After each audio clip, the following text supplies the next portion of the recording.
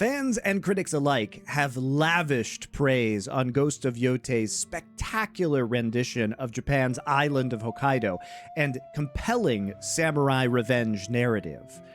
But will Ghost of Yōtei actually stand the test of time? Will we be remembering this game fondly in 10 or 20 years from now? Or will people always compare it to Ghost of Tsushima and say, hey, the first game's character and narratives, maybe they were a little bit better. Maybe it was the more groundbreaking title.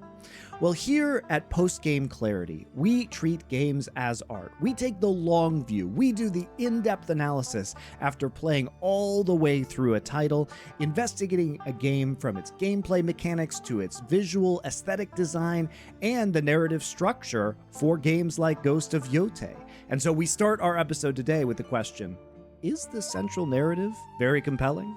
Anybody have thoughts on the effectiveness of the main story as a revenge narrative?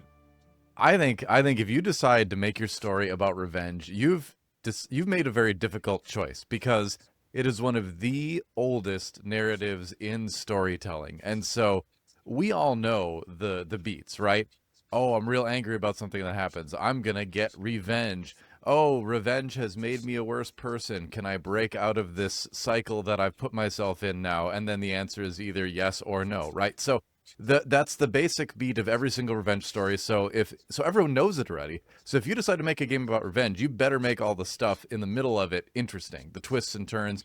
And I think this game did a good job of that. Not a perfect job of it. There were some stumbles here and there, but it took it in some interesting directions. So I think it works for me as like a pretty good revenge story. It's better than most, but not as good as some. I would give it like, do we want to give out grades yet? Are we already the grade assigning part of this? Or no? I think Ghost of Yōtei doesn't have to have the revenge is bad part. And in fact, I think that's the weakest part of the narrative.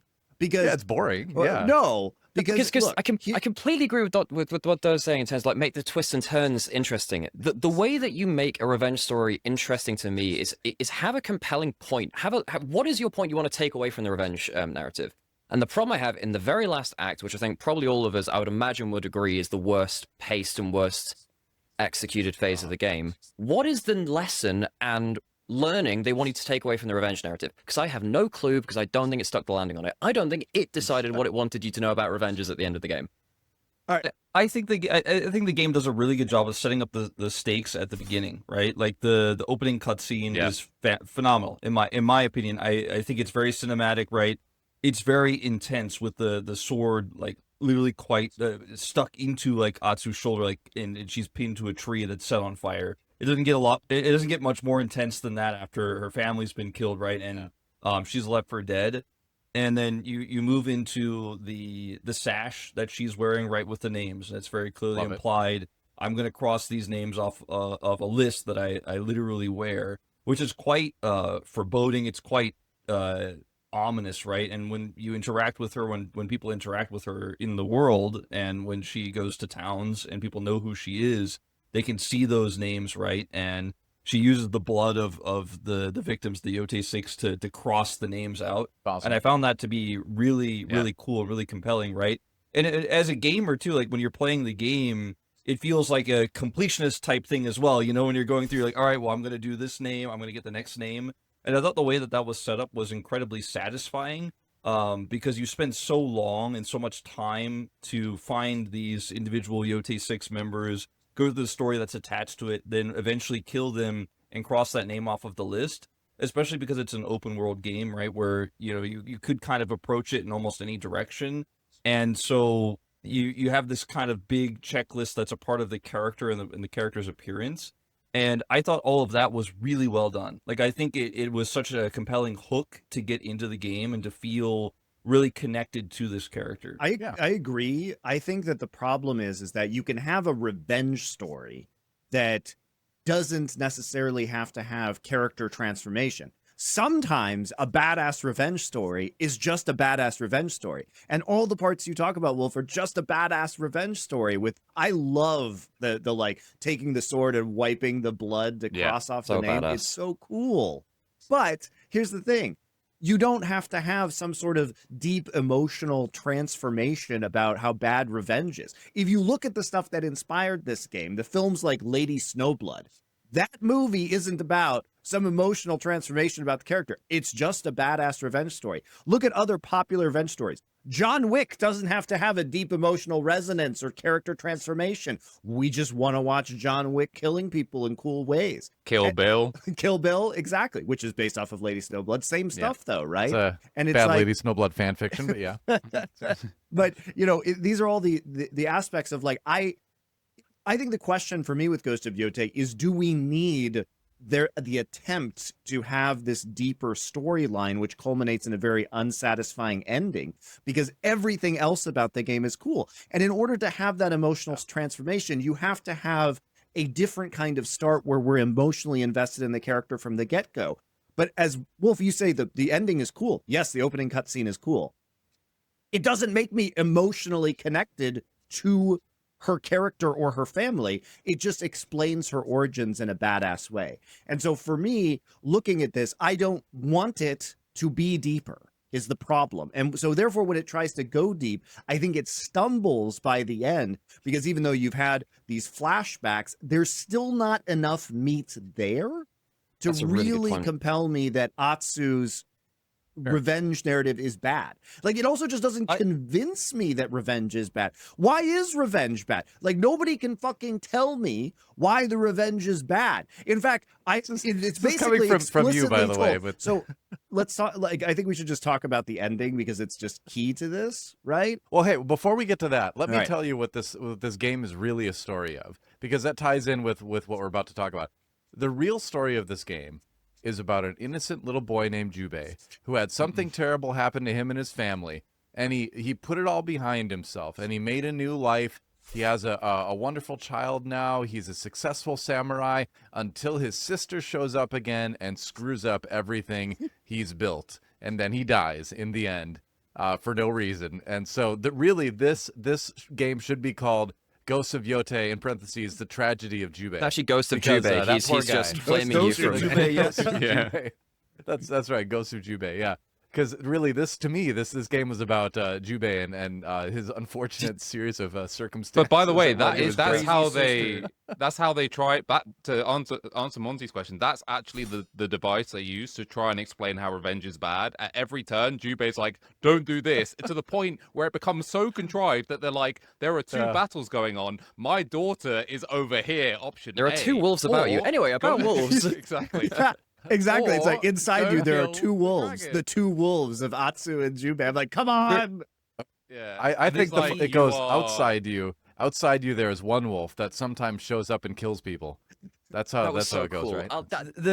The amount of aura farming that wolf does is off the charts. But they do have to go to the length of, like, my daughter will die if you are going to keep saying revenge good. And then she's like, well, yeah, I'm still going to go with that. But then the daughter doesn't die. And then it's like, we've gone full circle. And what the hell are we doing? And it just powers through. So I'll be honest. I was completely lost, like, the whole time, as you guys said, as to, like, what the purpose of, like, the totality of the arc was. And Jubei dying at the end, I was kind of like, huh? Like, what is going on here? They wanted to tell... Yeah, sorry, go on. Oh no! They wanted to tell sort of like some sort of morality tale, because I felt like they felt like they needed to give us a morality tale throughout this too, but they really didn't. I mean, they could have. I think it would have been way cooler if they would have just had like Jubei live, right? Because he kind of like, oh hey, your brother's alive. You made it through this crazy scenario where in any other story they would have killed him, but he didn't die, and now he's like our partner doing this. Like, just let him live and have a happy ending. What's wrong with that? Why are people so happy ending adverse? There were so many different ways for them to use the pieces that were in the story, right? Like, sure. Like, for example, as everyone mentioned, there's the moment where she has to make the choice between going with Jubei and trying to save Kiku, or going for revenge. So why didn't they give the player that choice? Why didn't they give the player that choice? Yes, exactly. Not giving the player that choice. I understand not giving the player the choice. I understand not giving the player the choice, because this is a narrative story that wrote the game one way, in a somewhat cinematic way. Like, it's written this way. Like, not, in my opinion, not every game has to be like choose your own adventure with like 7 different endings. That should have been a choice, I think, though. In a game like I think no. But if they gave you, for example, let's say since they didn't give the choice, like since the player has no choice and they chose the writers chose to say, okay, Atsu's not going to go with Jubei, which I liked. I felt like that made more sense for a character with everything else that had been set up to that point. There was no consequence of that, really. Like, they still found Jubei and Kiko. They could have decided that, for example, she dies, maybe even off screen, or Jubei dies off screen and she has to live with that forever. They could have instead also just been, Jubei could have just said, I want nothing to do with you anymore, despite he lived, right? And yes, you got your revenge, but now you have no family. Because that's the choice you made. Yep. And I want nothing to do with you. So she got revenge for her family, but her living family wants to have nothing to do with her, and that's like the consequence of her choices. But instead we kind of got this, there was a half consequence, not really. Jubei's kind of mad, but he's still gonna help you out and then also die at the end. And it was very much Saito has no character development at all. Like, the Saito is such a wasted No, it character doesn't matter if in Saito's a this wasted entire game. character because he can just be the big bad that gets revenge. But here's the thing. That's fine. Here's the thing. What you're saying is absolutely true, Wolf, about like the arc of this revenge narrative and what is the point of it. You need to kill Jubei when she makes that choice, or you need to kill Kiku at that time. Yeah. You can't kill Jubei later because here's the thing. After that happens and everybody lives, how can you tell me revenge is bad at that point in time? Saito is trying to make his own kingdom around this island. They're like, well, you shouldn't go after and kill these people. At that point, you're just making it's like just you definitely the correct should decision. kill these people. You definitely should kill Saito. Why are you letting the spider go? The spider is a fucking drunk psychopath who kills people. And at the end, she's just like, well, you know what? The spider landed like one sick headshot on me in my playthrough, where I was like swinging off her open, he landed one thing. You know, I let him live just because he trick shotted me out of the air mid jump, and that's the only reason. That's my internal logic. A good shot. But like, there's no character development for the spider. He's not shown to be better. He's just given mercy for absolutely no reason, even though the satisfying thing to do and the correct thing to do is to kill him. And at the end, you should want revenge because at that point in time, Saito not only is consolidating his power and becoming the king of Hokkaido, basically, but he's also at your family's house holding your niece hostage. And it's like, yes, kill him.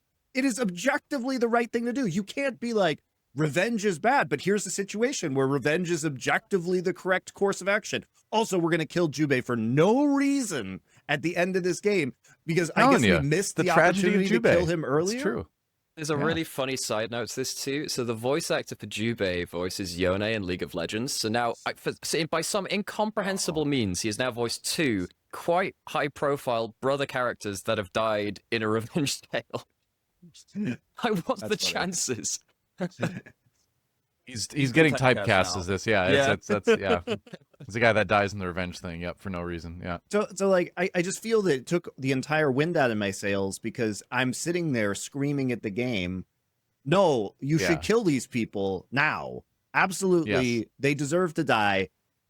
Also, you get personal satisfaction, you get your revenge. But why are we trying to include all of these random lessons? Also, at the end of the game, they just include this really bizarre family sequence at the temple, which when I literally thought the game was ending. And had that been earlier in the game, it was fine. But they basically shoehorned this conversation as a family with Jubei and Atsu and Kiku into the run up to the climax of the game in a really weird place that feels very forced. That scene was almost excellent for me.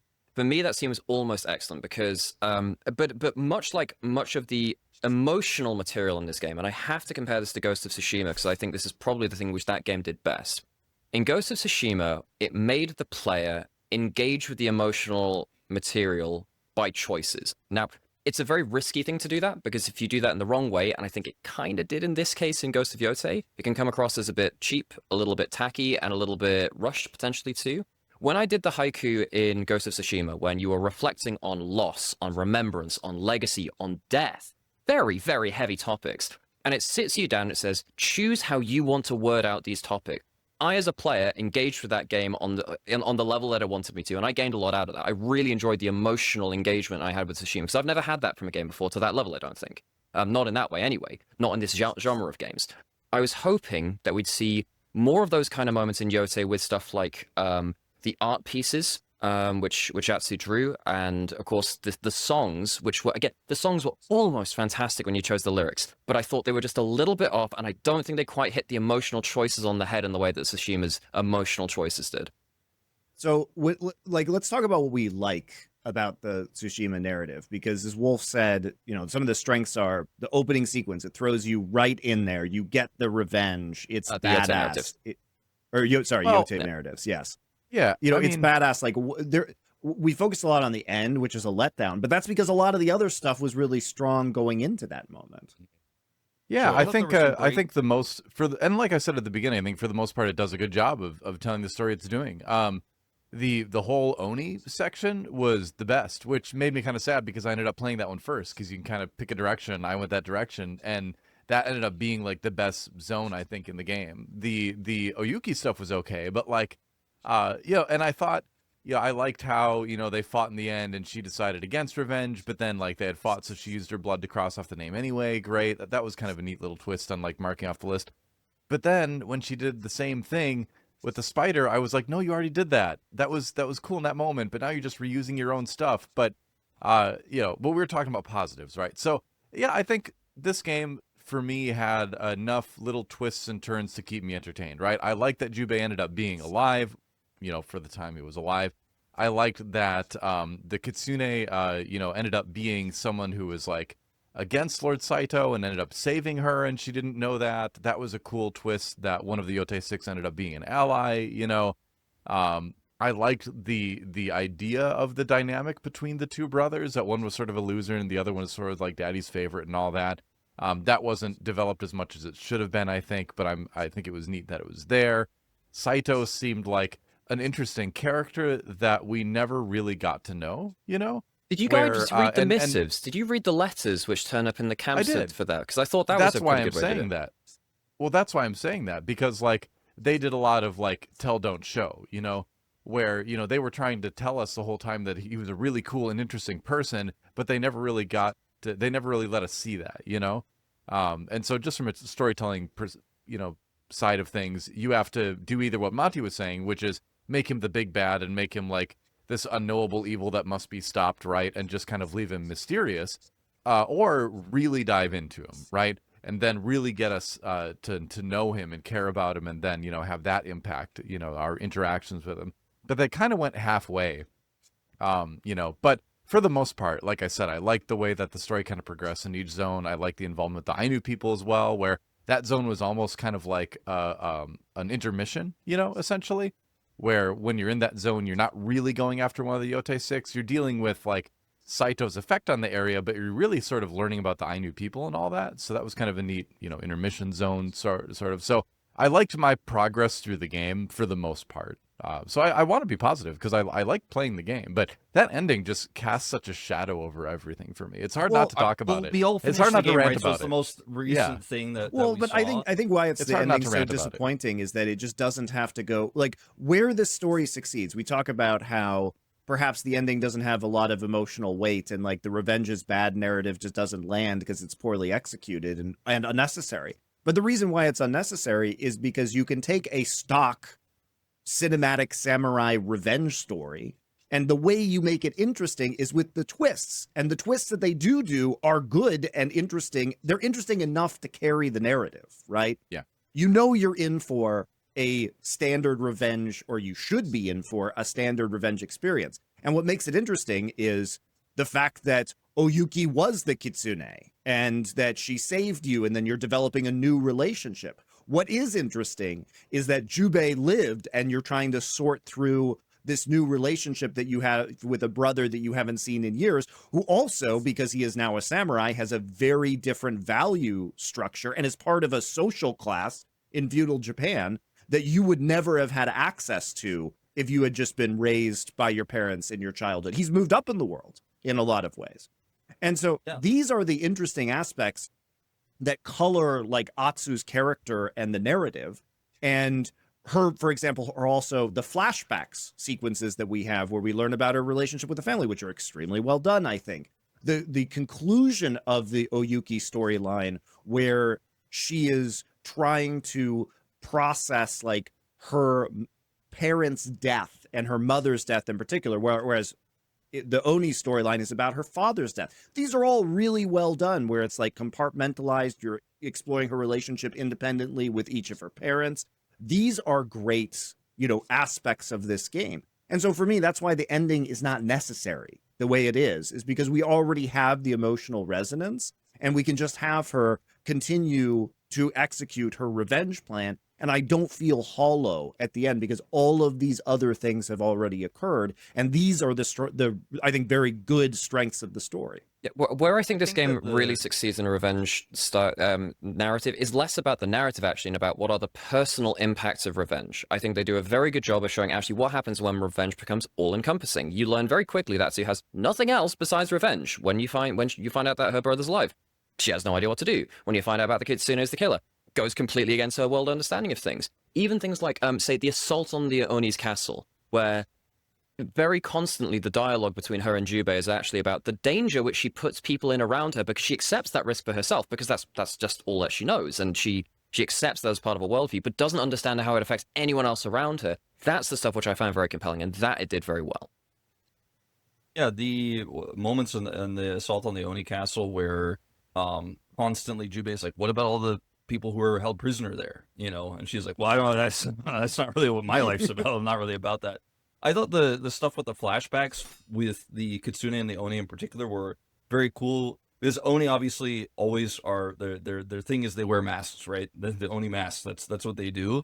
But the Oni himself specifically won't take his mask off because he's scarred from the attack, which you only learn through the flashback. It wasn't really shown in the initial opening cutscene, but you find out that he was actually scarred by Atsu in that initial moment, and so he can't even like drink liquids properly. Now that setup for his character was very cool, right? And it suits the Oni perfectly for what the Oni are in Japanese history and all that. So I thought that was very cool. I really like the tie-in, the flashbacks with the comparisons with Oyuki and Atsu's mother because they both play the same instrument.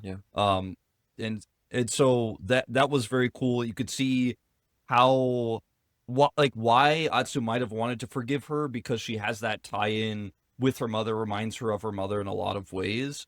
And I thought that was really well done. I do think the game, even though we have a lot of issues with the ending, I think a lot of the setup for getting towards that was phenomenal, was fantastic, was really strong writing and very much the flashbacks didn't feel cheap. Oftentimes when you find these reveals and flashbacks where you're already a part of that initial scene in movies and film, you see this all the time where you learn something that you could have known all along if that opening scene had just been like 30 seconds longer, and you're like, oh, that's the thing we find out at the end. But I felt like this was compelling and well done, these smaller parts. I didn't care for as much the flashbacks of the dragon and spider where they like shoot Jubei and he falls off a cliff and we like, I don't know what happened to him. Like that part was a little bit less compelling to me, but I really did like the Oni and the Kitsune flashbacks and how those were tied into the beginning of the story.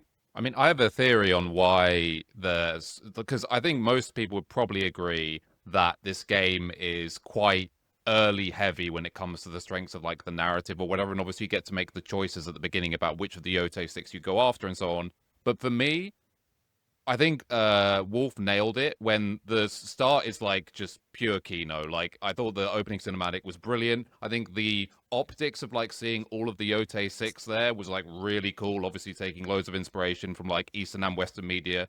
But I think they also made, for me, the most critical mistake here, which might seem like a small thing, but for me it was actually a big thing, and which is the reason why the early game is so much more interesting narrative-wise than the late game. And that is, the most interesting characters in the Yotei 6 are not Saito. And Saito is like the only unmasked one. And I think that's a really weird choice, because when you have the big bad at the end, I want that guy to be the most shrouded in mystery. I want that guy to be the most connected to the plot twists and, where the game's eventually going to end. Maybe this is like just a personal choice, but I found like the Kitsune as a character to be much more interesting. I found the Omni as a character to be much more interesting than Saito himself, and I don't feel like it should necessarily be that way. Ideally, you want all of them to be super interesting, and I think for the most part, the early game up until you go after the brothers was that. It was really interesting. There were twists and turns kind of everywhere, and I felt that the deeper the game went, the less interesting the narrative actually became. And for me, that was it's like I was saying real quick, with Saito, where they clearly had a lot of development for this character, but just like didn't get it in the game in a very experienceable way, if that makes sense, right? It was a lot of like dismissive. I understand what you're saying about he doesn't have sufficient mystery, but in some ways he actually has too much mystery, because we're left at the end of the game not really understanding why he's in Hokkaido, outside of the fact that he lost a battle to Tokugawa, who eventually became shogun. But that's a historical note, right? So he flees to Hokkaido because he's basically both he and Atsu are on the losing end of this fight, which is why they're in Hokkaido right now. And there's a new government that is taking control of the Japanese mainland, right? And so, but the thing is that the story tells you, okay, Saito kills Atsu's family because Atsu's father abandoned him, and that caused the death of one of his children through starvation. But it's never made explicitly clear. And in fact, I didn't really get that. And in fact, a way to make the revenge narrative more ambiguous would have been, did her dad actually flee and screw Saito over? We never know if that's true or not, because we know that's the way Saito perceived it. We know that's why he took his revenge, but we need more information on that to contrast, because the whole thing is, here is Saito's revenge arc. Here's how his revenge brought so much suffering and created, possibly, sowed the seeds of his own downfall, basically. And is Atsu going to be a different character by the end who changes this, because ultimately perhaps revenge only brings further revenge and destruction, right? That's the question they're asking. But it's not really effective because we don't understand fully why Saito did what he did. Like, why did he do that? We know his reason, but is his reason true? Because if his reason has validity, then it becomes very interesting. But they're too afraid to explore. But that's why Tsushima was interesting. So it was said pretty explicitly, effectively. The reason why Saito killed Atsu's family was her parents defected from the Saito clan, which convinced a lot of other people to leave the clan as well, which then also meant there was a food shortage, which then affected Clan Saito. But what I'm saying is we need more information about that, because was that a valid decision from her parents? Was that a poor decision? Do her parents regret making that decision? There's never any does follow-up. Atsu care? Does Atsu care, actually? Does it matter to her? Actually, is it just, you killed my parents, it doesn't matter about the reasoning, I do it anyway? Those are the interesting conversations. But they could have done it at the end, right? Yeah. Like when he's about to die, or because they have these cool moments where, like, halfway through the duels, they'll like clank swords together in like a stalemate, and then they'll just give some cheesy one-liner, or maybe every now and then something a little bit more insightful. But I think that was a missed opportunity as well for him to basically trash talk her, right, during the fight, but at the same time maybe give some insight into the actual reason why he's so mad, like give some context for why they defected. I think that was another missed opportunity where you could have done that, and then you could have this really cool dichotomy where you're like, holy shit, these little like knowledge bombs or whatever that he's dropping make him feel more justified in the final hour. I think that would have been like another cool twist you could have done, but instead it was just like nothingness. It was just like, oh, whatever, now let's use our katanas. Like, okay. When the fight paused and Saito yelled, "Well, from my point of view, the Jedi are evil," that it totally lost me at that point. Quiet, you. Yeah, I am all of the Saito. I'm all the samurai. When I said Saito doesn't have any character development, it's not that he needs to have character development, but he's not used in an interesting way. Yeah. To make the ending feel very compelling. So like that's another issue compiled upon the rest of the issues.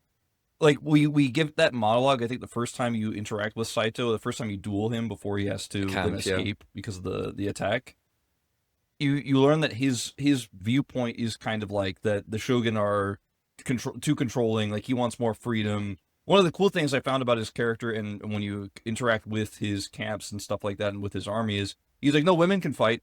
We're down with that. There's a ton of, women. There's a lot of likable things about Saito, honestly. Yeah. Like he's, You interact with some of those moments, You find out that he doesn't really like the Matsumae at all. Like he's like they're basically just pawns. They're working for the shogun. Yeah. I want more freedom, and like that's a kind of likable trait, especially when he involves like basically saying like classes shouldn't exist. And Yeah.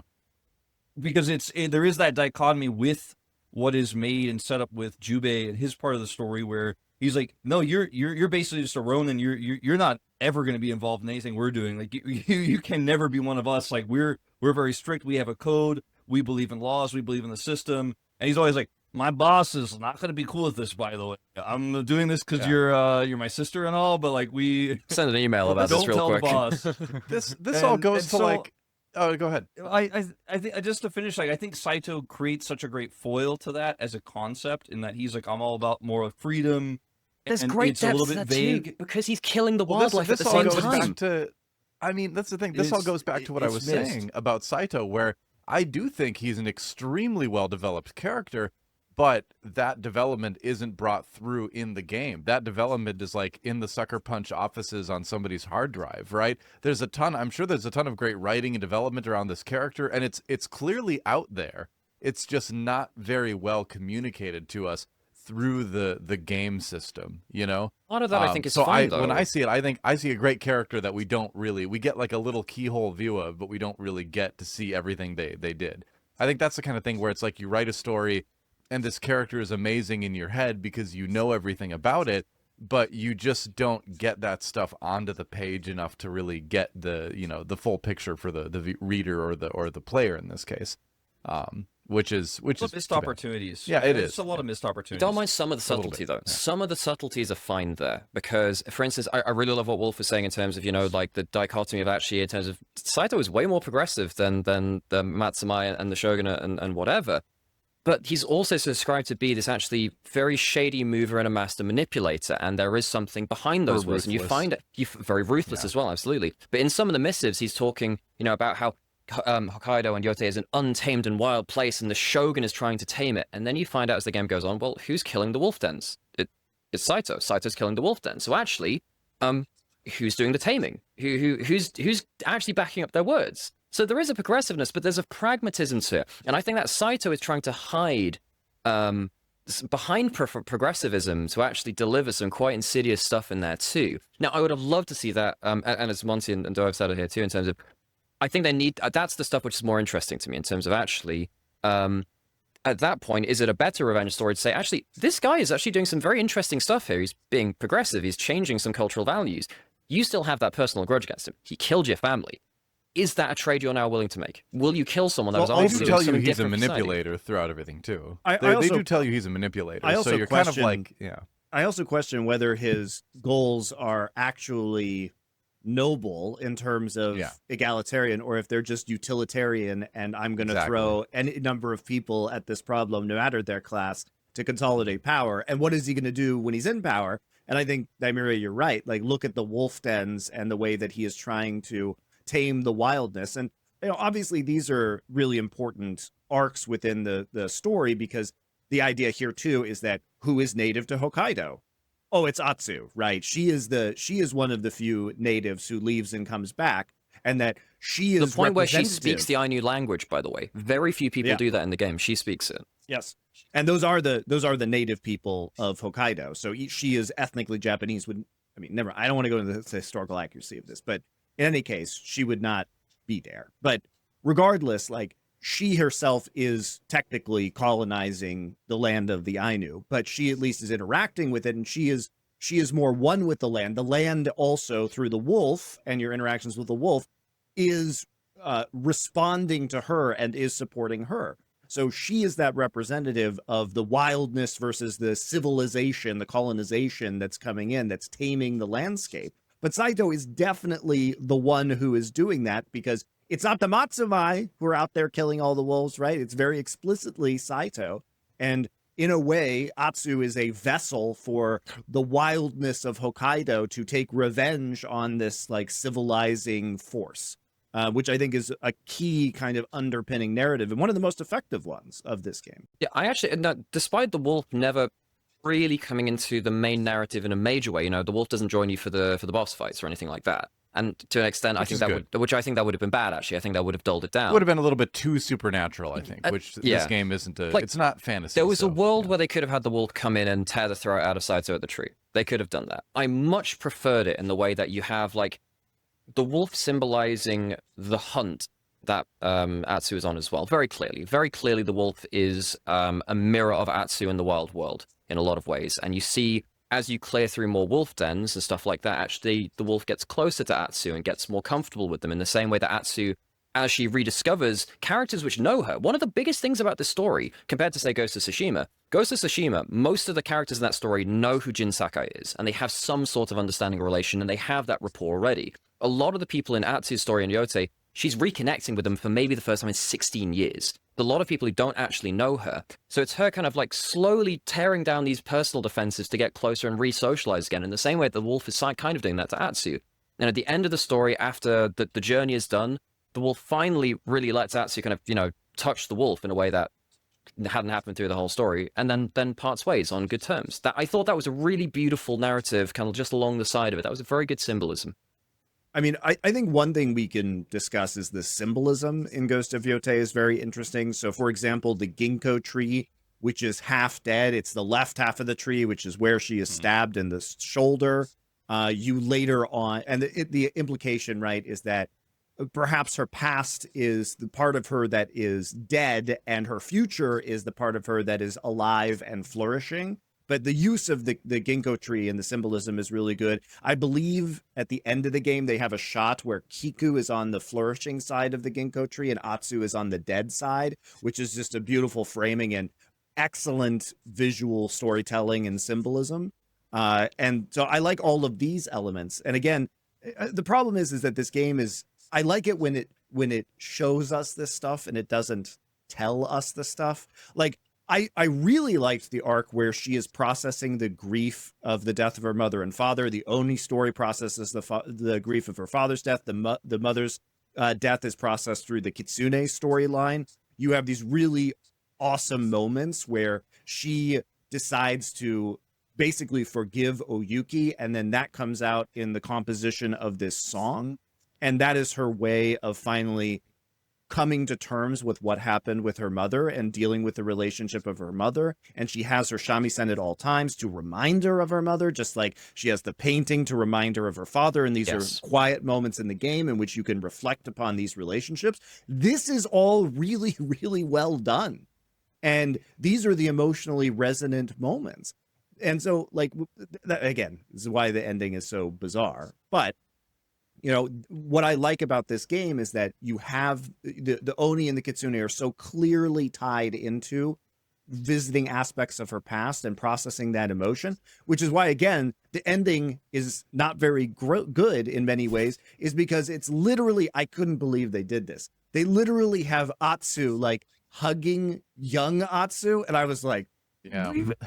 I was like vomiting. I was like, I didn't mind that as much. It's so that bit of you already dealt with this. Like, the implication was clear from all of the things that happened. Like, why are we doing this? We don't need young Atsu with the memory to be there. It's just like so on the nose, so unbelievably ham-fisted. When you treated this so delicately earlier and you involved the player and the decision-making about the song about her mother and Oyuki, and I'm like, this is so well handled. And then at the end, it's like, here's young Atsu. We're going to make it super explicit. Okay, I actually didn't mind that as much because I think it was that bad. I can understand why you think it's on the nose and whatever, but let's be honest, the whole last act is so dumb. Subtlety is thrown out the window in the last act. That is a problem. No, but that's like the worst part. It's like, because here's young Atsu. Make peace with her. I'm like, okay. So one of the biggest things about the Ginko tree, and the game's director has talked about this too, Ginko trees are notoriously hardy. You can burn them, you can cut them, they still survive. And the Ginko tree, and the reason why the logo of the game is the Ginko leaf with the cut through it, is because the Ginko tree keeps living. It will go through hell and it will still make it out the other side. And that's clearly another symbolism towards Atsu as well, who has kept persevering on and on and on. And there's still half of this which is blooming, as you've been talking about there as well. But one thing which I found very touching is another thing which you're saying, which is the link to her parents. You have these two art forms, not battle, not everything that she's been consumed by, the things which she has links to her parents are beautiful things. They are artful things. They are the painting and they are the music. And that slowly regains itself back into her life as she goes along the story as well. Another thing which I found on, I think it was the Kitsune mission, I think there's a bit of dialogue as you're riding from one location to the other, where Oyaki asks Atsu, so what would you have done if you grew up? Actually, no, sorry, it's a flashback. There's a flashback with the mother where she asks, well, you're coming of an age. What would you like to do? Well, I'd like to do some with horses. And seeing that kind of like dichotomy of who she's become through this revenge, how she's had to persevere through warfare and, joining the peasant infantry in the, at Sekigahara, one of the most brutal battles of Japanese history. She has been through literal hell, the battle to end all battles of their era. And yet throughout the story, she ends up don't you post that, don't. But throughout all of this story, you notice her reconnecting with the art forms, which is kind of that little piece inside of her which has persevered since that burning of the Ginko tree. And I kind of like that reconnecting at the very end in terms of like, this is the child inside of you, which you've ended up managing to reconcile with, saving, Kiku from going through that same story herself. And I found that actually very beautiful in a way. Yeah. I just feel bad for when all those seeds like fall that one time of the year and it just smells terrible. Yeah, it does smell really bad. Man, Ginko trees, dude, smell like horrible. when not to If derail you the know. emotional, but man, yeah, if you know, you know. The other thing about symbolism that I liked, I know we had talked about this before the game started because of all the marketing that was done, and I was really afraid that the kintsugi symbolism was going to be super heavy-handed, which is kintsugi is the Japanese art of when something is broken, putting it back together with like gold lacquer. And so the idea is that the broken object can become more beautiful than the original object, or it's transformed. Nymaera has the controller here that has the kintsugi effect on it. Or that's just the gold paint, but the PS5 has the kintsugi effect. But what I like is when she finally gets the Onryo mask and it has the kintsugi gold cracks on it, and they never actually talk about the kintsugi. Yeah. They don't talk about it, they just show it to you, and if you know, you know, and it's apt symbolism, which is the way it should be. So I appreciated that. They can do subtlety. That's the thing that's like, I really, really like this game. I think I would honestly play through it again. I liked it a lot, but like, it's just some of the things in there are so frustrating, as equally frustrating as the good things are good, Sometimes you get a good flick, sometimes you get a bad flick. It's really everything. I guess so, man. Yeah, that's a good. I was hoping I was going to be the first one to mention good flick, but Nymaera put in beat that. me to the punch. We got it. That's a whole nother conversation. I do wonder, and I'm curious what you guys think about this, because obviously we've all worked very close with game developers, and we know that oftentimes with game development you get to a part in the story where these types of things have to be approved through like a chain of command with a producer. Like you have a director's thought process, and then you have, Sony Interactive Entertainment's like looking at this and they're like, I don't know, it seems bad if she just kind of kills everybody and that's the game. What the if we marketing change person's that? like, oh, this is hard. It does make you wonder the way the game was set up until the very end, where either development got rushed or there was a last-minute change with the direction of the game because of some pressure from above, basically, let's say, whether it's marketing or whether it's from... I'm concerned about if this is too violent or too revenge is okay. Like, parents might not like it, even though it's a rated M game, and, like, children aren't really supposed to play this game. Press triangle. Maybe somebody higher up at some American person decides, okay, you know what? I think we need to make this a little bit more of a learning lesson about revenge somehow. And the game was changed at some point. I don't know if they'll ever come out and say this or publicly acknowledge this, but I kind of have it in my almost headcanon that something at some point in development went wrong with the original vision and something was changed. And that's why the end of the game feels so different. And sometimes you hear about these things 10 years later or 15 years later. Someone will come out now that it's beyond its time and say, you know what? Like, actually, that's not really what I wanted to do, but I had pressure and I had to change at the last second. And maybe we'll never find out, and maybe I'm completely wrong on this read. But I'm curious what you guys think if like maybe there was a sudden change to the game because so much of the game was so great until we got to those final moments in that final act. I unironically, by the way, nice of you to think that.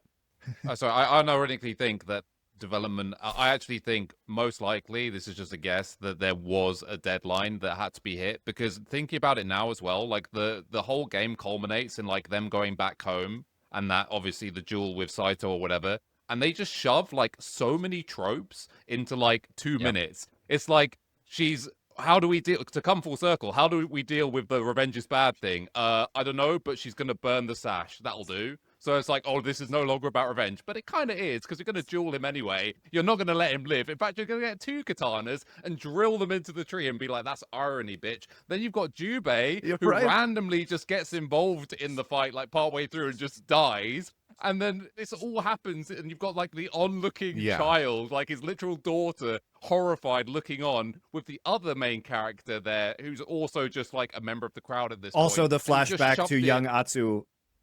Yeah, if you just shoved all your tropes, all your game-ending possible branches into one scene, you're like, boom, Hollywood that shit up, done. It's classic. It's very classic. They tried to have their cake and eat it too. You know, where it's like where they were like, oh, but I want to do this and this and this, and it's like nobody stopped to say, wait a second. We can't do all of this. You have to pick one. You know, you have to pick one and make that one thing really good, and that'll make it better as a whole. You know, sometimes things do change right in development, but also sometimes things just end up this way. You know, I mean, sometimes things aren't written as well as they could have been. You know, sometimes it's bad writing. Sometimes it's bad writing. Sometimes it's good writing that just has one misstep at the end. You know, unsurprisingly, I think for the most part it was good writing. Unsurprisingly, it sounds like the devs went through multiple iterations of the ending. You kind of have to with this. In fact, I was reading an article earlier today as we were recording this from a couple of the directors, the creators and the directors on the game. One of them was saying that they had considered happier and sadder endings for the game, and this just felt like the natural one to go towards. Obviously, that's a little bit obfuscated, but obviously they went through multiple things. Sure. They were saying, in my heart of hearts, I wanted Jubei to live, but at the end of the day, he just got to die, pretty much. So it sounds like they've gone through. Just kill him at the right point in the game. Just kill him earlier. The thing which and then really the PR person sitting on the other side of the room went, I tell you what, that is one of the most annoying things about this game, and I know we've gone about it that way, but one thing we haven't hit on yet is there was a whole fucking rescue mission for Oyuki and Jubei just before they killed him again. You rescued him already. What do you want us to learn from this? What? So you're saying we rescued him? It's fine. Oh no, actually he's gonna die already. And revenge is bad, brother. You literally rescued him already. You were meant to have done the hard part. I was like, well, I guess he has to live now because we've rescued him twice in this game, so he's got to live now. I'm like, Saito might show up at your house and kill your brother. You did everything right. Jubei death edged us the entire time. The chance of Saito killing your brother and sneaking into your house is low, but never zero. Also, it does, in fact, do the opposite, which is justify her revenge, because if she was totally right, and if she had been able to kill him earlier, then definitely Jubei would have lived. So just going to point that out. I do see in the end, we learned nothing.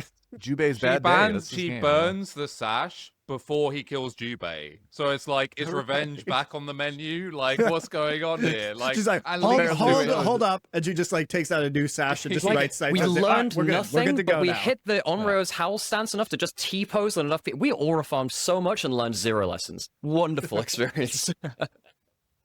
Yeah, it was, I mean, this just shows how important the ending is, right? Where it's like, sure, the ending in terms of percentage is a very tiny part of the overall story, but it is the ending. And so you really got to nail it. And this game absolutely did not, which is unfortunate because I feel like it really nailed like 90 to 95% of the rest of this game in terms of writing. Tsushima's we haven't even gotten into the side stuff, which is great. So I hate to. It's sad that we're harping on the ending so much, but because it's necessary because of how much it invalidates a lot of what came before it.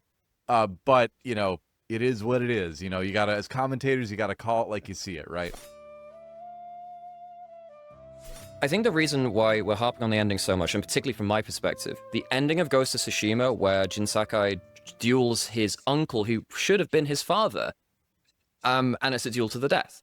And that is one of the most emotionally hard-hitting moments I've ever played in gaming, where you duel the person who should be your father in front of your actual father's grave, under the falling blossoms in the place where you learn to fight. There was just, and it was the whole similar kind of thing where the story ends where it should have, where it started, and that was so emotionally hard-hitting. I was hoping for something similar from this, and I can see where they tried to pull those threads together. It just didn't quite fit, not in the same way. Spoiler alert. Wow. Yeah, Nymaera's like, I also just wanted to spoil that the game end of for Ghost me. of Tsushima. Well, you don't. We're about to talk about Ghost of Tsushima here now, which is the comparison between the stories. Sorry, and like sorry, for, my bad. for me. No. I'm not gonna play it. It's fine. This is not a spoiler-free zone. But let's like talking about the difference between this Ghost of Yōtei and Ghost of Tsushima. My problem with Tsushima was that for me, the plot really didn't land, and most of the good plot content was actually in the expansion, which came out later, which gave you a lot more, I think, meat for Jin Sakai's character, because you were actually able to see his childhood and see his father, and that also put his relationship with his uncle in a very different light, and you understand why he liked his uncle a lot more in a lot of these situations, and why he admired and followed his uncle. But I thought outside of the moments you're talking about, and certainly I think Tsushima has the reverse problem of this game, which is that a lot of the plot of Tsushima was significantly more boring, but it nailed the ending. And Yotei is kind of the opposite of that. I'd argue all of the big moments in Tsushima for me felt a little better. I thought that the opening scene of the battle on Komoda Beach, where you ride down into the Mongol invasion, that is peak cinema. I cannot think of how they could improve that scene. And while the opening scene of Yotei is very, very good and it sets up the premise very well, the problem is it's competing with arguably Game of the Year 2020 with awesome opening scene with that. I also think that, the ending scenes are fantastic too. There's stuff like the death of your horse Nobu as well was really, really emotionally hard hitting. The whole, and that's why I was really worried in Ghost of Yōtei. It's like, this companion will be with you for your entire journey. Will it this time suck a punch? You best not pull that one on us again. But I thought the cinematic, emotionally hard-hitting moments for me, besides the song which you write for your mother in Ghost of Yōtei, I think Tsushima hits a lot harder. And actually the moment which made me feel that the most is when I'd played through most of Yotei at this point, and I did the Stormblade quest, and I had that, that bit where you go through Jin Sakai's kind of memories and what he's left behind. And I realized I was very emotionally connected to the characters and the mementos left behind from Tsushima in a way that I don't think I quite got there with Yotei. The big cinematic, hard-hitting emotional moments in Tsushima really landed with me. And I agree, I think that some of the gameplay and some of the other things and the plot overall, a little bit more generic. And Khoten Khan was a fine bad guy, but I preferred the Oni and I probably preferred Saito or whatever. But the emotional moments for me stood out more to Tsushima. I replayed Tsushima right before Yotei. So did I. And so like, obviously like this is fresh in both of our minds, but I don't know, man. I do not feel very connected to Jin Sakai's character. In the main story, he is more or less a empty vessel for the Japanese feudal society. I think he lacks defining characteristics. I think Atsu's character is significantly more interesting. I think her relationship with Japanese culture is significantly more interesting and allows us to do better commentary. Jin's storyline ultimately, I think, boils down to, I will learn to do what is necessary to survive and win, and then I will be punished for that culturally, which I guess is kind of interesting, but I think it's way less interesting than the themes that we talked about the wildness of Hokkaido, about Atsu's individual narrative. It just feels more personal. By the way, sorry, go on, Wolf. I was just going to say something very briefly. I didn't play Tsushima, but I actually bought the game after playing this one because I enjoyed the gameplay elements of this one so much. But everything I heard about the game, if I compare it to this one, is that this game improved a lot of the way that the game was built. Like, this is more of a broader and better and larger vision. Like, this is what they wish they could have done back then. But that Tsushima was more of a technical marvel for its time, and it was one of the first PS5 games, right? It was PS4 game. It was a PS4 game, actually, initially. Okay, so I thought it was a PS5 launch game, so it shows you how little I know about Tsushima before this. But I heard that it was very technically impressive, like the way that they created the textures. I remember people showcasing like the grass and the graphics of the game, and the storytelling was not something that ever really came up when I heard people recommend the game. It was the weakest part of the game. But maybe I stand out different then, because I really liked it. And improve on this. No. I think a lot of people like it. I don't think you're alone in this. I just don't like it. One thing that's interesting, actually, and like sort of researching as well, like some of the comparative points between Tsushima and this, was the online community is actually super split on the two main characters and how they compare to each other.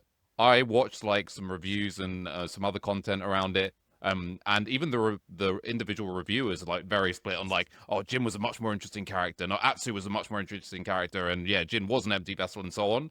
But to me, it's like super interesting just how dogmatic people are about it, because for whatever reason, some people think Jin was super interesting, and other people think, and also that's the other thing, they always say the people who are pro Jin are like, he is a way more interesting arc and character development, whereas Atsu never develops. That's like a criticism that's levied on that side of the aisle, and the other people are like, what are you talking about? Jin was just fucking boring and nothing happened, and Atsu is actually way more interesting, a way more deep character. So I think that's actually something where I would genuinely be interested to know from, you know, anyone who watches this or whatever, who they actually preferred and why, because it actually seems to be completely 50-50 split from what I can see in the online community. I agree, because you have to compare the protagonists, and I think it's both a benefit and a negative to Yotei that it has to be compared to Tsushima, because Tsushima did a lot of things very, very well.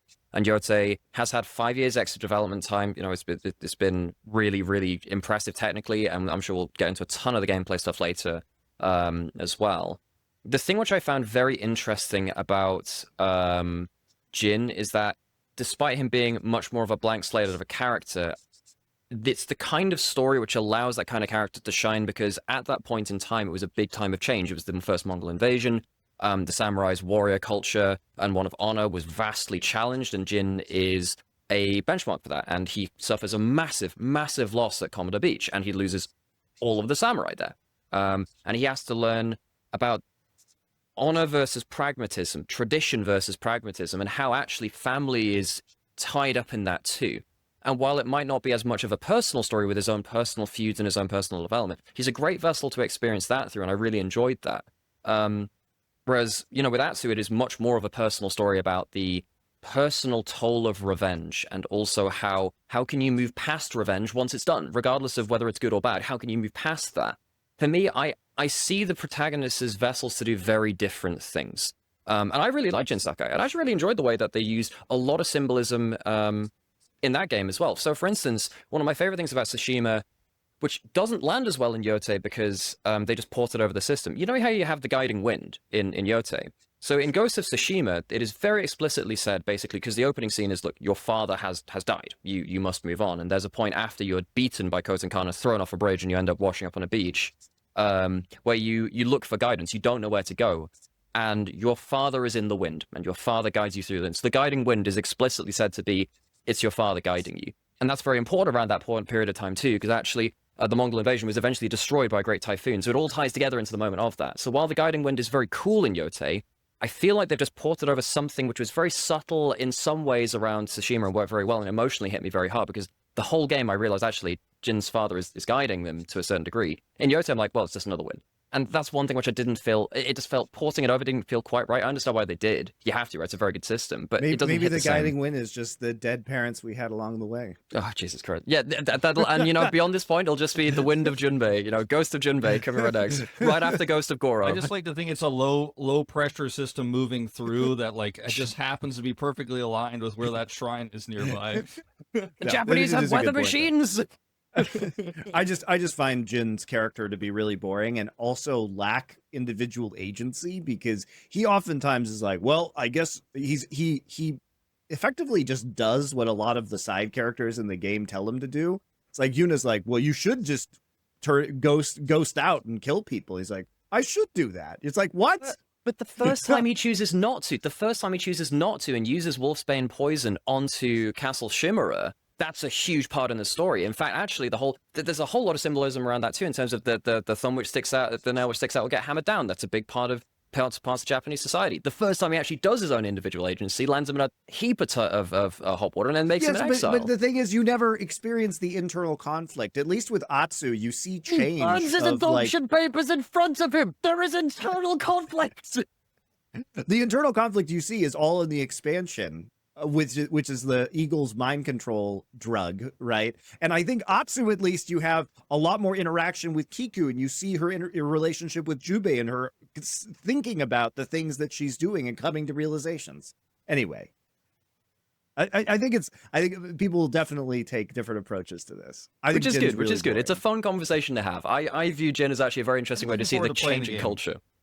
Also, I think that the problem with Ghost of Tsushima is that the enemy is just big bad Mongols and they must be destroyed. Whereas this, Saito at least has some redeeming qualities potentially that we talked about, or his motivations are a little bit more interesting. Sure, he killed Atsu's parents, but is he actually developing a Did you not say earlier society? that Saito can just be the big bad and that's fine in the revenge narrative? Did you not say that earlier? I think what we said was it's one or the other. You gotta do one or the other, and they kind of like went halfway, and just like we learned in Breaking Bad, no half measures. Are there any cultural inspirations you liked about this game, particularly like the fact that this is very, Ghost of Yōtei is very deeply rooted in samurai cinema, particularly of like the 50s through 70s. We have these modes. You have obviously in the 50s and 60s, there was a huge interplay between samurai and Western cinema at the time. We know that samurai films were being remade as Westerns, and that directors like Kurosawa were looking at Westerns and saying, these are our inspirations for our own movies. So the interplay in this time period was huge. And you get that here because ultimately this is a Wild West story. It's a story about a frontier that is being colonized, that is being civilized, that still has many wild elements. It has native people, Western Native Americans. You have the Ainu here. Now, this is something that happened hundreds of years after this time period in real Hokkaido, but they basically collapsed it into 1603 to have the feudal samurai aesthetic. And you have the Western elements too. The music. I mean, the first time that Atsu like walks into the inn and you hear the music for the guitar music that sounds like it's from a spaghetti Western, the Ennio Morricone score style is great. And I love the guitars in this and the music that reinforces those Western themes. But the lone warrior out for revenge against the outlaws is such a both samurai and Western trope, and you get bounty hunters, and it's all the same. I mean, they feed into like Monty mentioned, they fed into each other a lot, and they continue to feed into each other a lot, back and forth over the years, right? And so it makes sense that this game, I think, does a very good job of blending all of that together. And there's a lot of specific references. I think if you're out there and you watched Monty's and My Nerd Legion series recently on samurai revenge stuff, you can see tons of influence. And by design, we kind of picked all the things that either they said influenced the game or we knew it influenced the game, and all that is in here. From like Lady Snowblood stuff to some of the modes that I'm sure we'll talk about later, like Watanabe mode and all that. Straight up, when you enter the Kitsune realm and there's the song that's playing and you're limping through the snow, is just the end of Lady Snowblood. The song even sounds like Flower of Carnage. For a second, I had to like check. I was like, did they license the song from Lady Snowblood? But it's a different song, but it's very similar. Yeah. Funny that you mentioned the spaghetti westerns and Ennio Morricone in there too, because obviously we're seeing the interplay between like Hollywood, kind of the westerns of that point, obviously Japan, and that too. The spaghetti westerns were effectively Western movies that were filmed in Italy instead. A lot of them were filmed in Europe. Hence the spaghetti.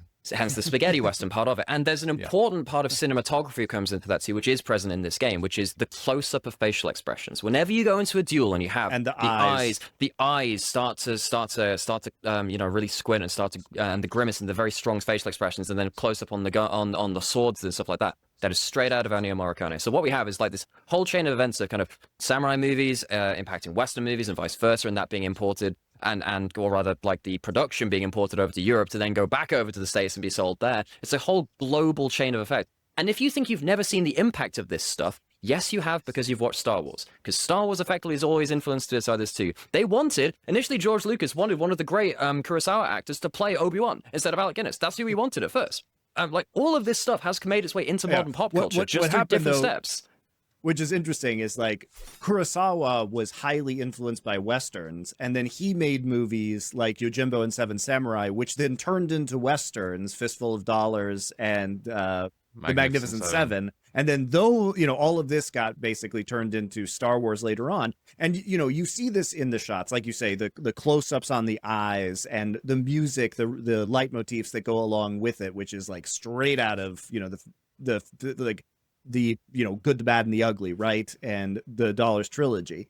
And then you also see the the influence of 70s Japanese cinema. So the title cards for the quests, where you have the opening shot and like the gong sound, is straight out of Lady Snowblood, which comes from the manga. And the reason why Lady Snowblood, which was made in the 70s, had this the text on the screen was that it was coming from the Lady Snowblood manga, and it was supposed to look like a manga panel.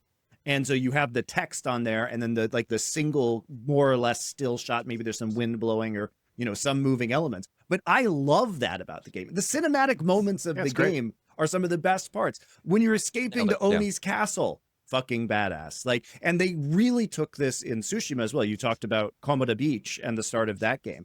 The cinematic moments in both of these games, but particularly Yotei, it ratchets them up to the next level, are like some of the best parts of this game and the most successful parts. So you can't talk about these games without being aware of the cinema that really inspired them. And it's directly in the game. Play it in Kurosawa mode, right? You know, but I think there's also like even modern cinema, which it may have like borrowed from as well. Like, I'm not as sure on this, but I see like a lot of overlap, for example, because of the modern tech that people have access to now, for example, from like House of Flying Daggers. Yes. And like the amazing amount of like color saturation, and the standoff shots in the duel is like obviously it's predates House of Flying Daggers, but those scenes, whether in like the tall grass and the green is so green, like it almost hurts your eyes. Those shots, like pre-duel, are very House of Flying Daggers, and I think that's like super and cool. Hero too, which is Hero's same director. Hero, so it does come. You know, you obviously get the supernatural stuff, but Hero also with color. You know, some of these more contemporary wuxia films. Definitely, I actually just watched House of Flying Daggers again. It was fun. I think that really then channels back into, say, the ghost mode of both, where it kind of goes straight into a color palette with these very mono kind of colors, and that was very impactful, again, cinematically. And I have to say, very comic booky too. Making that kind of game is very, very risky in some sense too, because effectively the way that I view the Ghost of games is you are playing a movie, you just happen to have control of the camera. That is not something a director does very easily, and I think this really does raise the question in terms of, you know, can games be more than just games in a way to spend time and have fun, whatever? You know, there are games like, and I think these slot into that category, but the Ghost of games, Death Stranding, stuff like that, where actually you are playing a visual cinematic experience. You just happen to be able to change the camera angle. And I find that very, very intriguing in a lot of ways. But as a director, it's very rare for you to say, actually, no, I don't want to have control of the camera, because the director should know best. But the fact that they've managed to make an experience through all of these different inspirations to give you that experience is really, really cool. And I think the only way that they can do that is by going right back to the well, back to the source, and saying, this is what inspired the things which inspired that, things that inspired that, you know, right through the train. Because I have a lot of issues with modern media franchises which are they're inspired by earlier works in the franchise, but they don't go back to the source. A lot of media franchises nowadays are made by people who grew up on that same franchise. Star Wars, Warhammer, Jurassic Park, Indiana Jones, some of these things, and some of them are better, some of them are worse. But we're getting to an era now where I think that a lot of franchises just rehash things. So seeing things which are so heavily inspired by way back to the 50s, and they're very truly going back to the source, is actually very inspiring to me, because it means that actually people do have this love for this great, all-time great cinema stuff and making some great use out of it. Just curious, real quick, which one of those series you named would you say is better? I think Andor has been fantastic. You said better or first. I think Andor has been fantastic for Star Wars. But I mean, I look at... But overall, which one is that better? Question. I can answer that. It's none of them. All right, thank you for answering my question. With a couple little exceptions. I'll say very briefly, as someone who hasn't really watched the films you guys have mentioned, and was never really big into Western movies. I watched a bunch when I was very young, right? But kind of in passing, not really focused on it, or watched it at a friend's house or whatever. I found some of the moments in the game, like the setup for the duel and the draw that you do before you engage with enemies. I forget what this is called, but when they come at you, basically, and you have to time standoff. Thank you. The standoff. I thought this, while feeling a little bit tropey, felt awesome. Like it wasn't cringe, right? Like you're like, I know this is a samurai game. I know I'm going to draw my katana. It's going to be bloody, and I love the Mike mode. I played in it a little bit. I did enjoy that a lot. Mike is one of the directors that I do know. We've kind of glossed over, but is involved and has a lot of influence on this game. I think the way that it came across could have, if done poorly, Or I think even if they kind of half-assed it and didn't go as hard into it, like the zoom in on the eyes would have felt a little bit like it was fan service or something, or as if it was just trying to hit that type of person who's looking for that type of game. Like, oh, I'm looking for a samurai game. I'm gonna search like top 10 samurai games on PS5 and then find Yotei. But it didn't really feel like that was it. It felt like it was very much a cinematic choice. It was a choice that was very aesthetically pleasing and executed so well that even though I didn't watch Lady Snowblood and don't know really anything about it, I still felt like it felt like it was the idea I have in my mind about what an awesome samurai duel would be in my head, and it completely nailed it, and it just felt very satisfying to have those moments as well. Yeah, I mean, I think that's part of I think it's really the aesthetic. We'll get to it is like the strongest part of the game. The vibes are what people love. Right. I mean, and what we're talking about too, it's because it's not just a movie, right? It's still a video game. Like, you still have to make the player feel like they're doing something and they're cool, and those moments are really gamer moments, right? They're inspired so much by farming. There is moments so from much. film and things like that, right? And from comic books and things, but letting you be the person in that moment, that's something you need for a good video game too, which I think is important, and we'll get into all the gameplay kind of stuff too. But yeah. So let's talk about gameplay design. So combat is one of the aspects of Ghost of Tsushima that was most lauded. The things that people really universally loved about the first game were the aesthetics of Japan and the combat system. And I think that this is such a good evolution in Yotei of that combat system by adding the different weapons, which increase variation. You have more weapons than you did stances by one. You have more of your ghost tools and quick fire weapons that you've got. The combat just feels, it was good in Tsushima, but after a time, the enemy types, I think, got a little bit repetitive and a little bit boring. Whereas the combat, because of the different scenarios that the game puts you in and the number of duels and the new attack types. And frankly, this is one of those times where recycling animations from Tsushima is super good because they were able to use all of the old ones and then add new ones to increase the variety. So I was a huge fan of combat in Ghost of Yōtei. I think it's really fun. It's way more varied than it was in Tsushima and is a core strength of this game. What difficulty did everyone play combat on? I did play on lethal throughout the whole thing, so I just want to see if we have a bit varied kind of set of it through it. I played. What difficulty did everyone play on? Oh, by the way, I played it on. Oh, shut up! No. It's important for it's really important because don't settle. I was thinking. I think we're all. No. I see what you're doing there. I think it's incredibly important because it's good that we played at different difficulties because the only thing that the difficulty affects is the combat. It's a lethal player, right? I wish it affected the puzzles. I wish there was a difficulty for the puzzles. There were puzzles in this game? I mean, I would just like to announce that I also played Lethal because I played mostly vicariously through Nymaera. Right, It was, my main conduit to the gaming experience. So as a fellow I think that when we talk about across so badly. No, it's fine. The combat stuff I think is good to talk about. So I played it just at the standard difficulty. I played it on easy because I have no time to get good enough at this game to play through it on harder difficulty, and I accept that. And I'm just like, I want to blaze through this and see all the story stuff and do as much as I possibly can in the game in as short of a time as possible. I think it's good that we actually played at all the difficulties, frankly. Yeah. So easy, and I gotta say, like as someone who does enjoy like challenging video games in general, like Hades or In the Blind Forest, all that kind of stuff. But like harder games I played in the past, I really found the combat satisfying, even on an easy difficulty, because even though things died quickly, I was still having to make good decisions about what weapon to pull out at the right time, what tool to use, because things died a lot slower if you were using the wrong weapon. Like they staggered way do it on slower. high difficulty. So if you ever use the wrong weapons, you could. I'm sure. Yeah, even on easy, you weren't really in danger of dying, but you were like, this would take forever if I wasn't actively participating in the combat system. So I think it did a good job of making it, easier to get through. You're not gonna die as much, right? I didn't die at all during my entire playthrough. I died a lot.